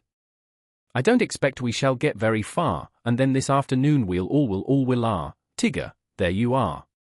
Come on. Goodbye, Roo. This afternoon we'll come on, Pooh. Already? That's right. Come on. So they went. At first Pooh and Rabbit and Piglet walked together, and Tigger ran round them in circles, and then, when the path got narrower, Rabbit, Piglet and Pooh walked one after another, and Tigger ran round them in oblongs, and by, when the gorse got very prickly on each side of the path, Tigger ran up and down in front of them, and sometimes he bounced into Rabbit and sometimes he didn't. And as they got higher, the mist got thicker, so that Tigger kept disappearing, and then when you thought he wasn't there he was again, saying I say, come on, and before you could say anything, there he wasn't. Rabbit turned round and nudged Piglet. The next time, he said, tell Pooh. The next time, said Piglet to Pooh. The next what, said Pooh to Piglet. Tigger appeared suddenly, bounced into Rabbit, and disappeared again. Now, said Rabbit. He jumped into a hollow by the side of the path, and Pooh and Piglet jumped after him. They crouched in the bracken, listening. The forest was very silent when you stopped and listened to it. They could see nothing and hear nothing. Aisha, said Rabbit. I am, said Pooh. There was a pattering noise, then silence again. Hello, said Tigger, and he sounded so close suddenly that Piglet would have jumped if Pooh hadn't accidentally been sitting on most of him. Where are you? Called Tigger. Rabbit nudged Pooh, and Pooh looked about for Piglet to nudge, but couldn't find him, and Piglet went on breathing wet bracken as quietly as he could, and felt very brave and excited. That's funny, said Tigger. There was a moment's silence, and then they heard him pattering off again. For a little longer they waited, until the forest had become so still that it almost frightened them, and then Rabbit got up and stretched himself. Well, he whispered proudly. There we are. Just as I said. I've been thinking, said Pooh, and I think no, said Rabbit. Don't. Run. Come on. And they all hurried off, Rabbit leading the way. Now, said Rabbit, after they had gone a little way, we can talk. What were you going to say, Pooh? Nothing much. Why are we going along here? Because it's the way home. Oh, said Pooh. I think it's more to the right, said Piglet nervously. What do you think, Pooh? Pooh looked at his two paws. He knew that one of them was the right, and he knew that when you had decided which one of them was the right, then the other one was the left, but he never could remember how to begin. Well, he said slowly, come on, said Rabbit. I know it's this way. They went on. 10 minutes later they stopped again. It's very silly, said Rabbit, but just for the moment of course. Come on. Here we are, said Rabbit 10 minutes later. No, we're not. Now, said Rabbit 10 minutes later, I think we ought to be getting or are we a little bit more to the right than I thought. It's a funny thing, said Rabbit 10 minutes later, how everything looks the same in a mist. Have you noticed it, Pooh? Pooh said that he had. Lucky we know the forest so well, or we might get lost, said Rabbit half an hour later, and he gave the careless laugh which you give when you know the forest so well that you can't get lost. Piglet sidled up to Pooh from behind. Pooh, he whispered. Yes, Piglet. Nothing, said Piglet, taking Pooh's paw. I just wanted to be sure of you. When Tigger had finished waiting for the others to catch him up, and they hadn't, and when he had got tired of having nobody to say, I say, come on to, he thought he would go home. So he trotted back, and the first thing Kanga said when she saw him was there's a good Tigger. You're just in time for your strengthening medicine, and she poured it out for him.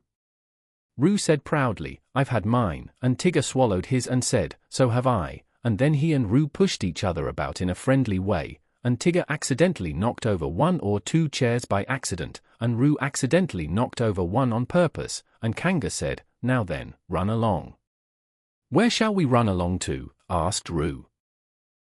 You can go and collect some fir cones for me, said Kanga, giving them a basket. So they went to the 6 pine trees, and threw fir cones at each other until they had forgotten what they came for, and they left the basket under the trees and went back to dinner. And it was just as they were finishing dinner that Christopher Robin put his head in at the door. Where's Pooh? He asked. Tigger dear, where's Pooh? Said Kanga. Tigger explained what had happened at the same time that Roo was explaining about his biscuit cough and Kanga was telling them not both to talk at once, so it was some time before Christopher Robin guessed that Pooh and Piglet and Rabbit were all lost in the mist on the top of the forest. "It's a funny thing about Tiggers," whispered Tigger to Roo, "how Tiggers never get lost." "Why don't they, Tigger?" "They just don't," explained Tigger. "That's how it is." "Well," said Christopher Robin, "we shall have to go and find them, that's all." "Come on, Tigger." "I shall have to go and find them," explained Tigger to Roo. "May I find them too?" asked Roo eagerly. "I think not today, dear," said Kanga. "Another day." "Well, if they're lost tomorrow, may I find them?" "We'll see," said Kanga, and Roo, who knew what that meant, went into a corner and practiced jumping out at himself, partly because he wanted to practice this, and partly because he didn't want Christopher Robin and Tigger to think that he minded when they went off without him. "The fact is," said Rabbit, "we've missed our way somehow." They were having a rest in a small sandpit on the top of the forest. Pooh was getting rather tired of that sandpit, and suspected it of following them about, because whichever direction they started in, they always ended up at it, and each time, as it came through the mist at them, Rabbit said triumphantly, "Now I know where we are," and Pooh said sadly, "So do I," and Piglet said nothing. He had tried to think of something to say, but the only thing he could think of was, "Help, help," and it seemed silly to say that, when he had Pooh and Rabbit with him. "Well," said Rabbit, after a long silence in which nobody thanked him for the nice walk they were having, "we'd better get on, I suppose. Which way shall we try?" "How would it be," said Pooh slowly, "if, as soon as we're out of sight of this pit, we try to find it again?" "What's the good of that?" said Rabbit. "Well," said Pooh, "we keep looking for home and not finding it, so I thought that if we looked for this pit, we'd be sure not to find it, which would be a good thing, because then we might find something that we weren't looking for, which might be just what we were looking for, really." "I don't see much sense in that," said Rabbit. "No," said Pooh humbly, "there isn't. But there was going to be when I began it. It's just that something happened to it on the way. If I walked away from this pit, and then walked back to it, of course I should find it." "Well, I thought perhaps you wouldn't," said Pooh. "I just thought." "Try," said Piglet suddenly. "We'll wait here for you." Rabbit gave a laugh to show how silly Piglet was, and walked into the mist. After he had gone 100 yards, he turned and walked back again, and after Pooh and Piglet had waited 20 minutes for him, Pooh got up. "I just thought," said Pooh. "Now then, Piglet, let's go home." "But, Pooh," cried Piglet, all excited, "do you know the way?" "No," said Pooh. "But there are 12 pots of honey in my cupboard, and they've been calling to me for hours. I couldn't hear them properly before, because Rabbit would talk, but if nobody says anything except those 12 pots, I think, Piglet, I shall know where they're calling from. Come on." They walked off together, and for a long time Piglet said nothing, so as not to interrupt the pots. And then suddenly he made a squeaky noise, and an oh noise, because now he began to know where he was, but he still didn't dare to say so out loud, in case he wasn't. And just when he was getting so sure of himself that it didn't matter whether the pots went on calling or not, there was a shout from in front of them, and out of the mist came Christopher Robin. "Oh, there you are," said Christopher Robin carelessly, trying to pretend that he hadn't been anxious. "Here we are," said Pooh. "Where's Rabbit?" "I don't know," said Pooh. "Oh well, I expect Tigger will find him. He's sort of looking for you all." "Well," said Pooh, "I've got to go home for something, and so has Piglet, because we haven't had it yet, and I'll come and watch you," said Christopher Robin. So he went home with Pooh, and watched him for quite a long time, and all the time he was watching, Tigger was tearing round the forest making loud yapping noises for Rabbit. And at last a very small and sorry Rabbit heard him. And the small and sorry Rabbit rushed through the mist at the noise, and it suddenly turned into Tigger, a friendly Tigger, a grand Tigger, a large and helpful Tigger, a Tigger who bounced, if he bounced at all, in just the beautiful way a Tigger ought to bounce. "Oh, Tigger, I am glad to see you," cried Rabbit. Chapter 8. In which Piglet does a very grand thing. Halfway between Pooh's house and Piglet's house was a thoughtful spot where they met sometimes when they had decided to go and see each other, and as it was warm and out of the wind they would sit down there for a little and wonder what they would do now that they had seen each other. One day when they had decided not to do anything, Pooh made up a verse about it, so that everybody should know what the place was for. This warm and sunny spot belongs to Pooh. And here he wonders what he's going to do. Oh, bother! I forgot it's Piglet's too. Now one autumn morning when the wind had blown all the leaves off the trees in the night, and was trying to blow the branches off, Pooh and Piglet were sitting in the thoughtful spot and wondering. "What I think," said Pooh, "is I think we'll go to Pooh Corner and see Eeyore, because perhaps his house has been blown down, and perhaps he'd like us to build it again." "What I think," said Piglet, "is I think we'll go and see Christopher Robin, only he won't be there, so we can't." "Let's go and see everybody," said Pooh. Because when you've been walking in the wind for miles, and you suddenly go into somebody's house, and he says, "Hello, Pooh, you're just in time for a little smackerel of something," and you are, then it's what I call a friendly day. Piglet thought that they ought to have a reason for going to see everybody, like looking for small or organizing an expedition, if Pooh could think of something. Pooh could. "We'll go because it's Thursday," he said, "and we'll go to wish everybody a very happy Thursday. Come on, Piglet." They got up, and when Piglet had sat down again, because he didn't know the wind was so strong, and had been helped up by Pooh, they started off. They went to Pooh's house first, and luckily Pooh was at home just as they got there, so he asked them in, and they had some, and then they went on to Kanga's house, holding on to each other, and shouting, "Isn't it?" and "What?" and "I can't hear." By the time they got to Kanga's house they were so buffeted that they stayed to lunch. Just at first it seemed rather cold outside afterwards, so they pushed on to Rabbit's as quickly as they could. "We've come to wish you a very happy Thursday," said Pooh, when he had gone in and out once or twice just to make sure that he could get out again. "Why, what's going to happen on Thursday?" asked Rabbit, and when Pooh had explained, and Rabbit, whose life was made up of important things, said, "Oh, I thought you'd really come about something," they sat down for a little, and by Pooh and Piglet went on again. The wind was behind them now, so they didn't have to shout. "Rabbit's clever," said Pooh thoughtfully. "Yes," said Piglet, "Rabbit's clever. And he has brain." "Yes," said Piglet, "Rabbit has brain." There was a long silence. "I suppose," said Pooh, "that's why he never understands anything."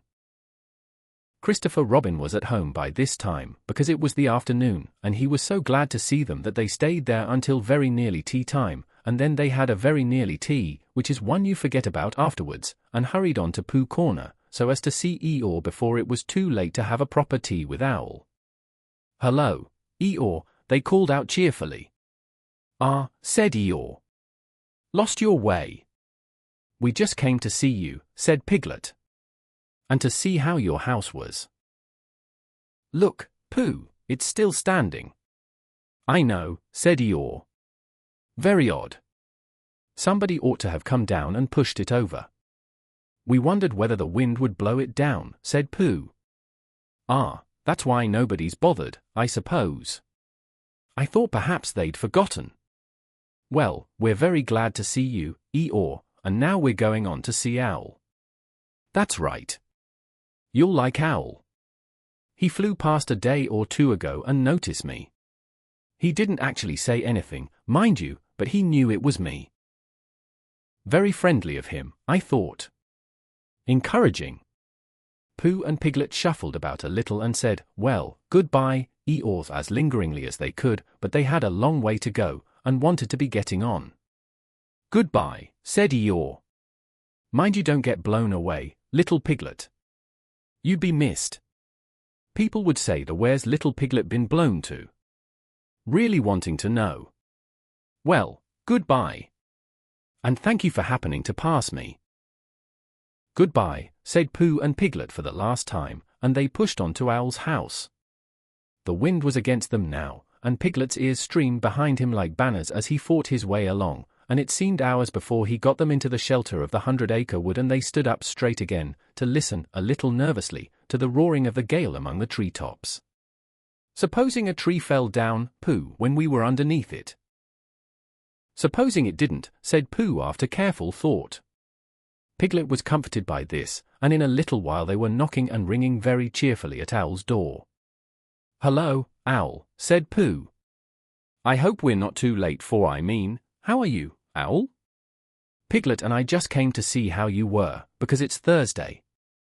"Sit down, Pooh, sit down, Piglet," said Owl kindly.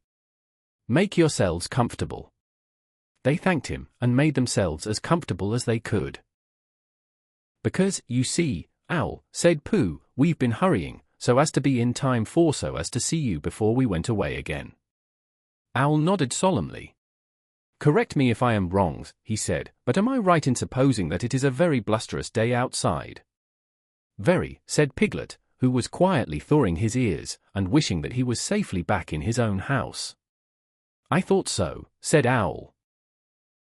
"It was on just such a blusterous day as this that my Uncle Robert, a portrait of whom you see upon the wall on your right, Piglet, while returning in the late forenoon from what's that?" There was a loud cracking noise. "Look out!" cried Pooh. "Mind the clock! Out of the way, Piglet! Piglet, I'm falling on you!" "Help!" cried Piglet. Pooh's side of the room was slowly tilting upwards and his chair began sliding down on Piglet's. The clock slithered gently along the mantelpiece, collecting vases on the way, until they all crashed together onto what had once been the floor, but was now trying to see what it looked like as a wall. Uncle Robert, who was going to be the new hearthrug, and was bringing the rest of his wall with him as carpet, met Piglet's chair just as Piglet was expecting to leave it, and for a little while it became very difficult to remember which was really the north. Then there was another loud crack. Owl's room collected itself feverishly, and there was silence. In a corner of the room, the tablecloth began to wriggle. Then it wrapped itself into a ball and rolled across the room. Then it jumped up and down once or twice, and put out 2 ears. It rolled across the room again, and unwound itself. "Pooh," said Piglet nervously. "Yes," said one of the chairs. "Where are we?" "I'm not quite sure," said the chair. Are we in Owl's house?" "I think so, because we were just going to have tea, and we hadn't had it." "Oh," said Piglet. "Well, did Owl always have a letterbox in his ceiling?" "Has he?" "Yes, look." "I can't," said Pooh. "I'm face downwards under something, and that, Piglet, is a very bad position for looking at ceilings." "Well, he has, Pooh." "Perhaps he's changed it," said Pooh. "Just for a change." There was a disturbance behind the table in the other corner of the room, and Owl was with them again. "Ah, Piglet," said Owl, looking very much annoyed, "where's Pooh?" "I'm not quite sure," said Pooh. Owl turned at his voice, and frowned at as much of Pooh as he could see. "Pooh," said Owl severely, "did you do that?"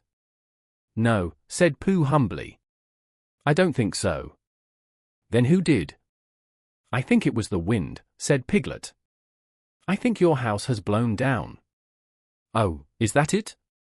"I thought it was Pooh." "No," said Pooh. "If it was the wind," said Owl, "considering the matter, then it wasn't Pooh's fault. No blame can be attached to him." With these kind words he flew up to look at his new ceiling. "Piglet," called Pooh in a loud whisper. Piglet leant down to him. "Yes, Pooh." "What did he say was attached to me?" "He said he didn't blame you." "Oh. I thought he meant oh, I see." "Owl," said Piglet, "come down and help Pooh." Owl, who was admiring his letterbox, flew down again. Together they pushed and pulled at the armchair, and in a little while Pooh came out from underneath, and was able to look round him again. "Well," said Owl, "this is a nice state of things. What are we going to do, Pooh?" "Can you think of anything?" asked Piglet. "Well, I had just thought of something," said Pooh. "It was just a little thing I thought of." And he began to sing, "I lay on my chest and I thought it best to pretend I was having an evening rest. I lay on my tum and I tried to hum but nothing particular seemed to come. My face was flat on the floor, and that is all very well for an acrobat, but it doesn't seem fair to a friendly bear to stiffen him out with a basket chair. And a sort of scouse which grows and grows is not too nice for his poor old nose, and a sort of scutch is much too much for his neck and his mouth and his ears and such. That was all, said Pooh. Owl coughed in an unadmiring sort of way, and said that, if Pooh was sure that was all, they could now give their minds to the problem of escape. Because, said Owl, we can't go out by what used to be the front door. Something's fallen on it. But how else can you go out? Asked Piglet anxiously. That is the problem, Piglet, to which I am asking Pooh to give his mind. Pooh sat on the floor which had once been a wall, and gazed up at the ceiling which had once been another wall, with a front door in it which had once been a front door, and tried to give his mind to it. Could you fly up to the letterbox with Piglet on your back? He asked. No, said Piglet quickly. He couldn't. Owl explained about the necessary dorsal muscles. He had explained this to Pooh and Christopher Robin once before, and had been waiting ever since for a chance to do it again, because it is a thing which you can easily explain twice before anybody knows what you are talking about. Because you see, Owl, if we could get Piglet into the letterbox, he might squeeze through the place where the letters come, and climb down the tree and run for help. Piglet said hurriedly that he had been getting bigger lately, and couldn't possibly, much as he would like to, and Owl said that he had had his letterbox made bigger lately in case he got bigger letters, so perhaps Piglet might, and Piglet said, but you said the necessary you-know-whats wouldn't, and Owl said, no, they won't, so it's no good thinking about it, and Piglet said then we'd better think of something else, and began to at once. But Pooh's mind had gone back to the day when he had saved Piglet from the flood, and everybody had admired him so much, and as that didn't often happen he thought he would like it to happen again. And suddenly, just as it had come before, an idea came to him. Owl, said Pooh, I have thought of something. Astute and helpful bear, said Owl. Pooh looked proud at being called a stout and helpful bear, and said modestly that he just happened to think of it. You tied a piece of string to Piglet, and you flew up to the letterbox with the other end in your beak, and you pushed it through the wire and brought it down to the floor, and you and Pooh pulled hard at this end, and Piglet went slowly up at the other end. And there you were. And there Piglet is, said Owl. If the string doesn't break. Supposing it does, asked Piglet, wanting to know. Then we try another piece of string. This was not very comforting to Piglet, because however many pieces of string they tried pulling up with, it would always be the same him coming down, but still, it did seem the only thing to do. So with one last look back in his mind at all the happy hours he had spent in the forest not being pulled up to the ceiling by a piece of string, Piglet nodded bravely at Pooh and said that it was a very clever clever pup plan. It won't break, whispered Pooh comfortingly, because you're a small animal, and I'll stand underneath, and if you save us all, it will be a very grand thing to talk about afterwards, and perhaps I'll make up a song, and people will say it was so grand what Piglet did that a respectful Pooh song was made about it. Piglet felt much better after this, and when everything was ready, and he found himself slowly going up to the ceiling, he was so proud that he would have called out, "Look at me!" if he hadn't been afraid that Pooh and Owl would let go of their end of the string and look at him. Up we go, said Pooh cheerfully. The ascent is proceeding as expected, said Owl helpfully. Soon it was over. Piglet opened the letterbox and climbed in. Then, having untied himself, he began to squeeze into the slit, through which in the old days when front doors were front doors, many an unexpected letter that Wol had written to himself, had come slipping. He squeezed and he squoze, and then with one last squooze he was out. Happy and excited he turned round to squeak a last message to the prisoners. It's all right, he called through the letterbox. Your tree is blown right over, Owl, and there's a branch across the door, but Christopher Robin and I can move it, and we'll bring a rope for Pooh, and I'll go and tell him now, and I can climb down quite easily. I mean it's dangerous but I can do it all right, and Christopher Robin and I will be back in about half an hour. Goodbye, Pooh. And without waiting to hear Pooh's answering goodbye, and thank you, Piglet, he was off. Half an hour, said Owl, settling himself comfortably. That will just give me time to finish that story I was telling you about my Uncle Robert, a portrait of whom you see underneath you. Now let me see, where was I? Oh, yes. It was on just such a blusterous day as this that my Uncle Robert Pooh closed his eyes. Chapter 9. in which Eeyore finds the Woolery and Owl moves into it. Pooh had wandered into the 100-acre wood and was standing in front of what had once been Owl's house. It didn't look at all like a house now. It looked like a tree which had been blown down, and as soon as a house looks like that, it is time you tried to find another one. Pooh had had a mysterious message underneath his front door that morning, saying, "I am searching for a new house for OWL, so had you, Rabbit," and while he was wondering what it meant, Rabbit had come in and read it for him. "I'm leaving one for all the others," said Rabbit, "and telling them what it means, and they'll all search too. I'm in a hurry, goodbye." And he had run off.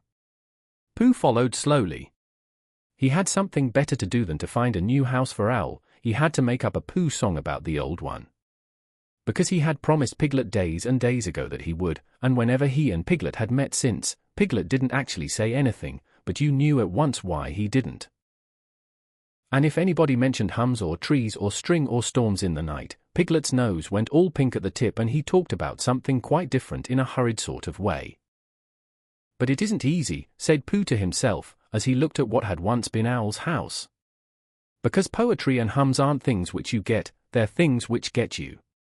And all you can do is to go where they can find you." He waited hopefully. "Well," said Pooh after a long wait, "I shall begin 'Here lies a tree' because it does, and then I'll see what happens." This is what happened.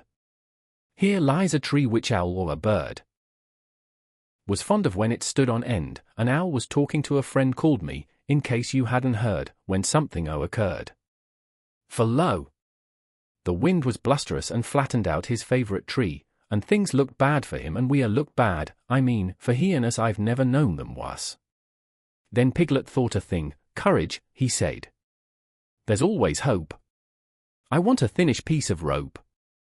Or, if there isn't any, bring a thickish piece of string." So to the letterbox he rose, while Pooh and Owl said "Oh," and hum. And where the letters always come, called letters only, Piglet scows his head and then his toes. Oh, gallant Piglet! Ho!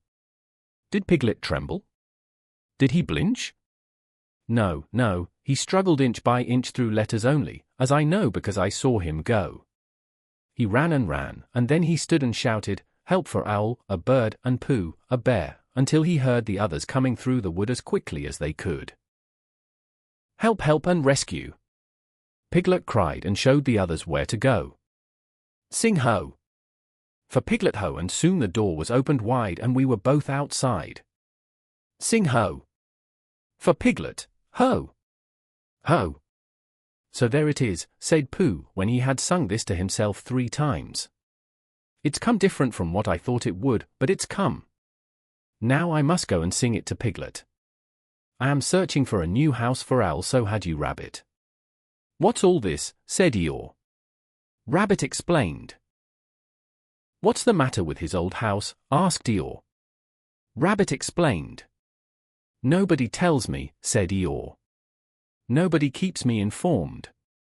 I make it 17 days come Friday since anybody spoke to me. It certainly isn't 17 days come Friday, explained Eeyore. And today's Saturday, said Rabbit. So that would make it 11 days. And I was here myself a week ago. Not conversing, said Eeyore. Not first one and then the other. You said a helloa and flashed past. I saw your tail in the distance as I was meditating my reply. I had thought of saying what? But, of course, it was then too late. Well, I was in a hurry. No give and take, Eeyore went on. No exchange of thought, hello what I mean, it gets you nowhere, particularly if the other person's tail is only just in sight for the second half of the conversation. It's your fault, Eeyore. You've never been to see any of us. You just stay here in this one corner of the forest waiting for the others to come to you. Why don't you go to them sometimes? Eeyore was silent for a little while, thinking. There may be something in what you say, Rabbit, he said at last. I must move about more. I must come and go. That's right, Eeyore. Drop in on any of us at any time when you feel like it. Thank you, Rabbit. And if anybody says in a loud voice a bother, it's Eeyore, I can drop out again. Rabbit stood on one leg for a moment. Well, he said, I must be going. Goodbye, said Eeyore. What? Oh, goodbye. And if you do come across a house for Owl, you must let us know. I will give my mind to it, said Eeyore. Rabbit went. Pooh had found Piglet, and they were walking back to the 100-acre wood together. Piglet, said Pooh a little shyly, after they had walked for some time without saying anything. Yes, Pooh? Do you remember when I said that a respectful Pooh song might be written about you-know-what? Did you, Pooh? Said Piglet, getting a little pink round the nose. Oh, yes, I believe you did. It's been written, Piglet. The pink went slowly up Piglet's nose to his ears, and settled there. Has it, Pooh? He asked huskily. About that time when, do you mean really written? Yes, Piglet. The tips of Piglet's ears glowed suddenly, and he tried to say something. But even after he had husked once or twice, nothing came out. So Pooh went on. There are 7 verses in it. 7, said Piglet as carelessly as he could. You don't often get 7 verses in a hum, do you, Pooh? Never, said Pooh. I don't suppose it's ever been heard of before. Do the others know yet? Asked Piglet, stopping for a moment to pick up a stick and throw it away. No, said Pooh. And I wondered which you would like best. For me to hum it now, or to wait till we find the others, and then hum it to all of you. Piglet thought for a little. I think what I'd like best, Pooh, is I'd like you to hum it to me now, and then to hum it to all of us. Because then everybody would hear it, but I could say, oh, yes, Pooh's told me, and pretend not to be listening. So Pooh hummed it to him, all the 7 verses, and Piglet said nothing, but just stood and glowed. Never before had anyone sung Ho for Piglet Ho all by himself. When it was over, he wanted to ask for one of the verses over again, but didn't quite like to. It was the verse beginning "O gallant Piglet," and it seemed to him a very thoughtful way of beginning a piece of poetry. Did I really do all that? He said at last. Well, said Pooh, in poetry, in a piece of poetry, well, you did it, Piglet, because the poetry says you did. And that's how people know. Oh, said Piglet. Because I thought I did blinch a little. Just at first. And it says, did he blinch? No, that's why. You only blinched inside, said Pooh, and that's the bravest way for a very small animal not to blinch that there is. Piglet sighed with happiness, and began to think about himself. He was brave. When they got to Owl's old house, they found everybody else there except Eeyore. Christopher Robin was telling them what to do, and Rabbit was telling them again directly afterwards, in case they hadn't heard, and then they were all doing it. They had got a rope and were pulling Owl's chairs and pictures and things out of his old house so as to be ready to put them into his new one. Kanga was down below tying the things on, and calling out to Owl, "You won't want this dirty old dishcloth any more, will you? And what about this carpet? It's all in holes," and Owl was calling back indignantly, "Of course I do. It's just a question of arranging the furniture properly, and it isn't a dishcloth, it's my shawl." Every now and then Roo fell in and came back on the rope with the next article, which flustered Kanga a little because she never knew where to look for him. So she got cross with Owl and said that his house was a disgrace, all damp and dirty, and it was quite time it did tumble down. Look at that horrid bunch of toadstools growing out of the floor there. So Owl looked down, a little surprised because he didn't know about this, and then gave a short sarcastic laugh, and explained that that was his sponge, and that if people didn't know a perfectly ordinary bath sponge when they saw it, things were coming to a pretty pass. "Well," said Kanga, and Roo fell in quickly, crying, "I must see Owl's sponge." "Oh, there it is." "Oh, Owl." "Owl, it isn't a sponge, it's a spudge." "Do you know what a spudge is, Owl?" "It's when your sponge gets all," and Kanga said, "Roo, dear," very quickly, because that's not the way to talk to anybody who can spell Tuesday. But they were all quite happy when Pooh and Piglet came along, and they stopped working in order to have a little rest and listen to Pooh's new song. So then they all told Pooh how good it was, and Piglet said carelessly, "It is good, isn't it? I mean as a song." "And what about the new house?" asked Pooh. "Have you found it, Owl?" "He's found a name for it," said Christopher Robin, lazily nibbling at a piece of grass, "so now all he wants is the house." "I am calling it this," said Owl importantly, and he showed them what he had been making. It was a square piece of board with the name of the house painted on it. The Woolery. It was at this exciting moment that something came through the trees and bumped into Owl. The board fell to the ground, and Piglet and Roo bent over it eagerly. "Oh, it's you," said Owl crossly. "Hello, Eeyore," said Rabbit. "There you are. Where have you been?" Eeyore took no notice of them.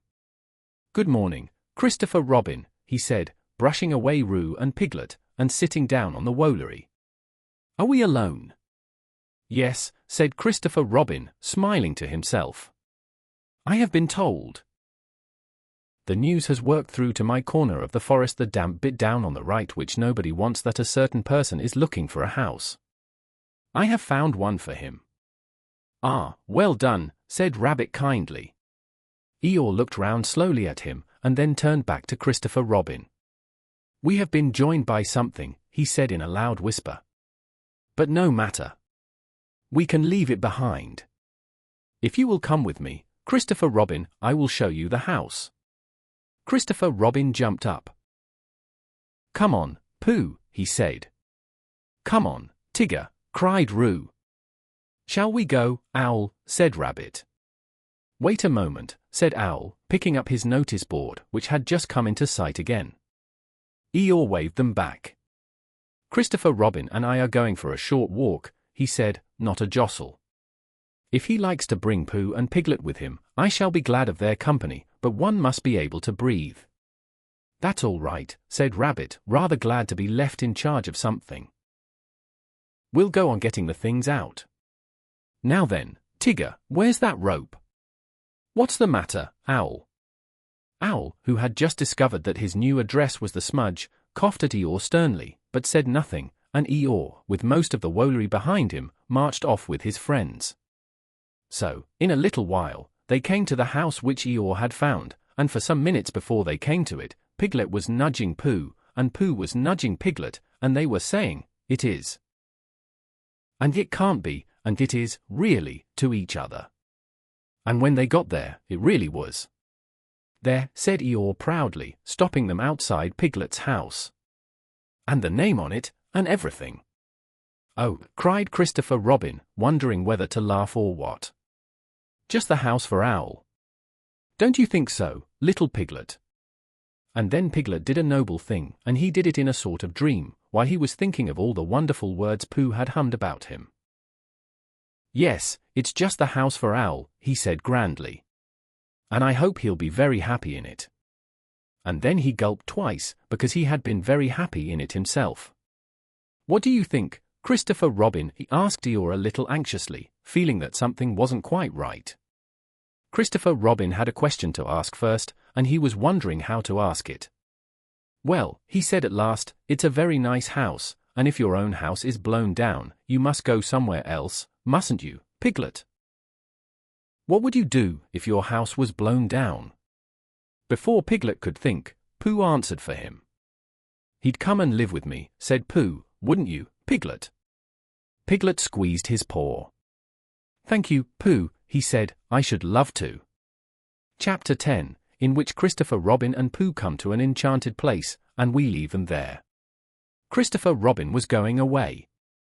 Nobody knew why he was going, nobody knew where he was going. Indeed, nobody even knew why he knew that Christopher Robin was going away. But somehow or other everybody in the forest felt that it was happening at last. Even smallest of all, a friend and relation of Rabbit's, who thought he had once seen Christopher Robin's foot, but couldn't be quite sure because perhaps it was something else. Even S.of.A. told himself that things were going to be different, and late and early. 2 other friends and relations said, well, early, and well, late, to each other in such a hopeless sort of way that it really didn't seem any good waiting for the answer. One day when he felt that he couldn't wait any longer, Rabbit brained out a notice, and this is what it said: "Notice a meeting of everybody will meet at the house at Pooh Corner to pass a resolution by order, keep to the left, signed Rabbit." He had to write this out 2 or 3 times before he could get the resolution to look like what he thought it was going to when he began to spell it, but when at last it was finished, he took it round to everybody and read it out to them. And they all said they would come. Well, said Eeyore that afternoon when he saw them all walking up to his house, this is a surprise. Am I asked too? Don't mind Eeyore, whispered Rabbit to Pooh. I told him all about it this morning. Everybody said how do you do to Eeyore, and Eeyore said that he didn't, not to notice, and then they sat down, and as soon as they were all sitting down, Rabbit stood up again. We all know why we're here, he said, but I have asked my friend Eeyore, that's me, said Eeyore. Grand. I have asked him to propose a resolution. And he sat down again. Now then, Eeyore, he said. Don't bustle me, said Eeyore, getting up slowly. Don't now then me. He took a piece of paper from behind his ear and unfolded it. Nobody knows anything about this, he went on. This is a surprise. He coughed in an important way, and began again, whatnots and etceteras, before I begin, or perhaps I should say, before I end, I have a piece of poetry to read to you. Hitherto a long word meaning well, you'll see what it means directly. Hitherto, as I was saying, all the poetry in the forest has been written by Pooh, a bear with a pleasing manner but a positively startling lack of brain. The poem which I am now about to read to you was written by Eeyore, or myself, in a quiet moment. If somebody will take Ruse Bullseye away from him, and wake up Owl, we shall all be able to enjoy it. I call it poem. This was it. Christopher Robin is going. At least I think he is. Where? Nobody knows. But he is going. I mean he goes, to rhyme with nose, do we care? To rhyme with where, we do very much. I haven't got a rhyme for that is been the second line yet. Bother. Now I haven't got a rhyme for bother. Bother. Those 2 bothers will have to rhyme with each other. Boother. The fact is this is more difficult than I thought. I ought, very good indeed, I ought to begin again, but it is easier to stop. Christopher Robin, goodbye, good, and all your friends sends. I mean all your friends send, very awkward this, it keeps going wrong, well, anyhow, we send our love END. If anybody wants to clap, said Eeyore when he had read this, now is the time to do it. They all clapped. Thank you, said Eeyore. Unexpected and gratifying, if a little lacking in smack. It's much better than mine, said Pooh admiringly, and he really thought it was. Well, explained Eeyore modestly, it was meant to be. The resolution, said Rabbit, is that we all sign it, and take it to Christopher Robin. So it was signed Pooh, Piglet, WOL, EOR, Rabbit, Kanga, Blot, Smudge, and they all went off to Christopher Robin's house with it. Hello, everybody, said Christopher Robin. Hello, Pooh. They all said hello, and felt awkward and unhappy suddenly, because it was a sort of goodbye they were saying, and they didn't want to think about it. So they stood around, and waited for somebody else to speak, and they nudged each other, and said go on, and gradually Eeyore was nudged to the front, and the others crowded behind him. What is it, Eeyore? Asked Christopher Robin. Eeyore swished his tail from side to side, so as to encourage himself, and began. Illustration. What is it, Eeyore? Asked Christopher Robin. Christopher Robin, he said, we've come to say to give you it's called written by but we've all. Because we've heard, I mean we all know well, you see, it's we well, that, to put it as shortly as possible, is what it is. He turned round angrily on the others and said, everybody crowds round so in this forest. There's no space. I never saw a more spreading lot of animals in my life, and all in the wrong places. Can't you see that Christopher Robin wants to be alone? I'm going. And he humped off. Not quite knowing why, the others began edging away, and when Christopher Robin had finished reading poem, and was looking up to say, thank you, only Pooh was left. It's a comforting sort of thing to have, said Christopher Robin, folding up the paper, and putting it in his pocket. Come on, Pooh, and he walked off quickly. Where are we going? Said Pooh, hurrying after him, and wondering whether it was to be an explore or a what shall I do about you-know-what. Nowhere, said Christopher Robin. So they began going there, and after they had walked a little way, Christopher Robin said, "What do you like doing best in the world, Pooh?" "Well," said Pooh, "what I like best," and then he had to stop and think. Because although eating honey was a very good thing to do, there was a moment just before you began to eat it which was better than when you were, but he didn't know what it was called. And then he thought that being with Christopher Robin was a very good thing to do, and having Piglet near was a very friendly thing to have, and so, when he had thought it all out, he said, "What I like best in the whole world is me and Piglet going to see you, and you saying, 'What about a little something?' and me saying, 'Well, I shouldn't mind a little something, should you, Piglet?' and it being a hummy sort of day outside, and birds singing." "I like that too," said Christopher Robin, "but what I like doing best is nothing." "How do you do nothing?" asked Pooh, after he had wondered for a long time.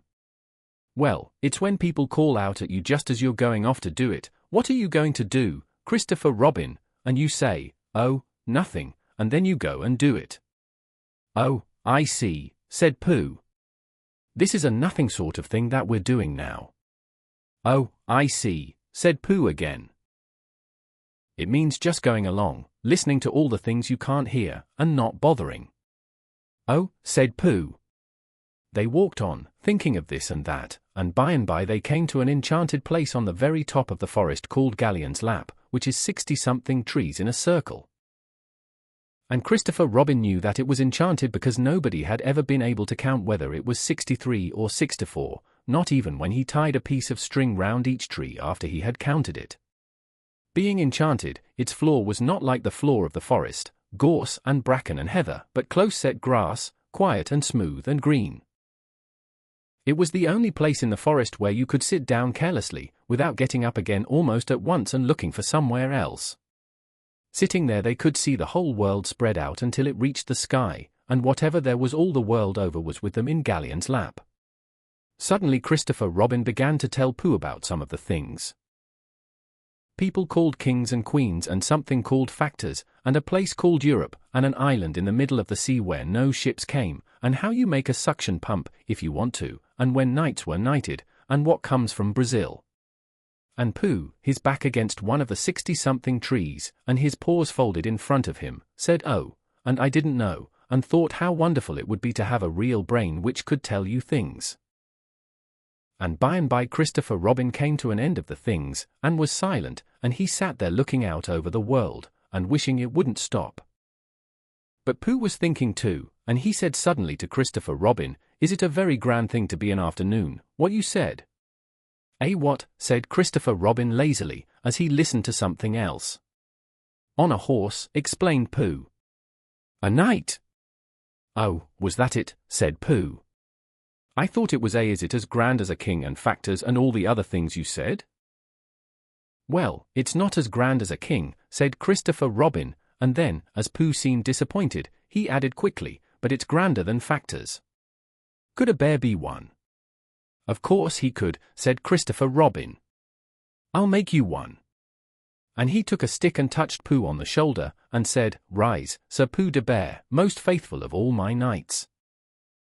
So Pooh rose and sat down and said thank you, which is the proper thing to say when you have been made a knight, and he went into a dream again, in which he and Sir Pomp and Sir Brazil and Factors lived together with a horse, and were faithful knights, all except Factors, who looked after the horse, to good King Christopher Robin, and every now and then he shook his head, and said to himself, "I'm not getting it right." Then he began to think of all the things Christopher Robin would want to tell him when he came back from wherever he was going to, and how muddling it would be for a bear of very little brain to try and get them right in his mind. So, perhaps, he said sadly to himself, "Christopher Robin won't tell me any more," and he wondered if being a faithful knight meant that you just went on being faithful without being told things. Then, suddenly again, Christopher Robin, who was still looking at the world, with his chin in his hands, called out, "Pooh!" "Yes," said Pooh. When Pooh?" "Yes, Christopher Robin." "I'm not going to do nothing any more." "Never again." "Well, not so much." "They don't let you." Pooh waited for him to go on, but he was silent again. "Yes, Christopher Robin," said Pooh helpfully. "Pooh, When I'm not doing nothing, will you come up here sometimes? Just me? Yes, Pooh. Will you be here too? Yes, Pooh, I will be, really. I promise I will be, Pooh. That's good, said Pooh. Pooh, promise you won't forget about me, ever. Not even when I'm 100. Pooh thought for a little. How old shall I be then? 99. Pooh nodded. I promise, he said. Still with his eyes on the world, Christopher Robin put out a hand and felt for Pooh's paw. Pooh, said Christopher Robin earnestly, if I'm not quite. He stopped and tried again. Pooh, whatever happens, you will understand, won't you? Understand what? Oh, nothing. He laughed and jumped to his feet. Come on. Where? Said Pooh. Anywhere, said Christopher Robin. So they went off together. But wherever they go, and whatever happens to them on the way, in that enchanted place on the top of the forest, a little boy and his bear will always be playing. Thank you for listening to The House at Pooh Corner by A. Milne.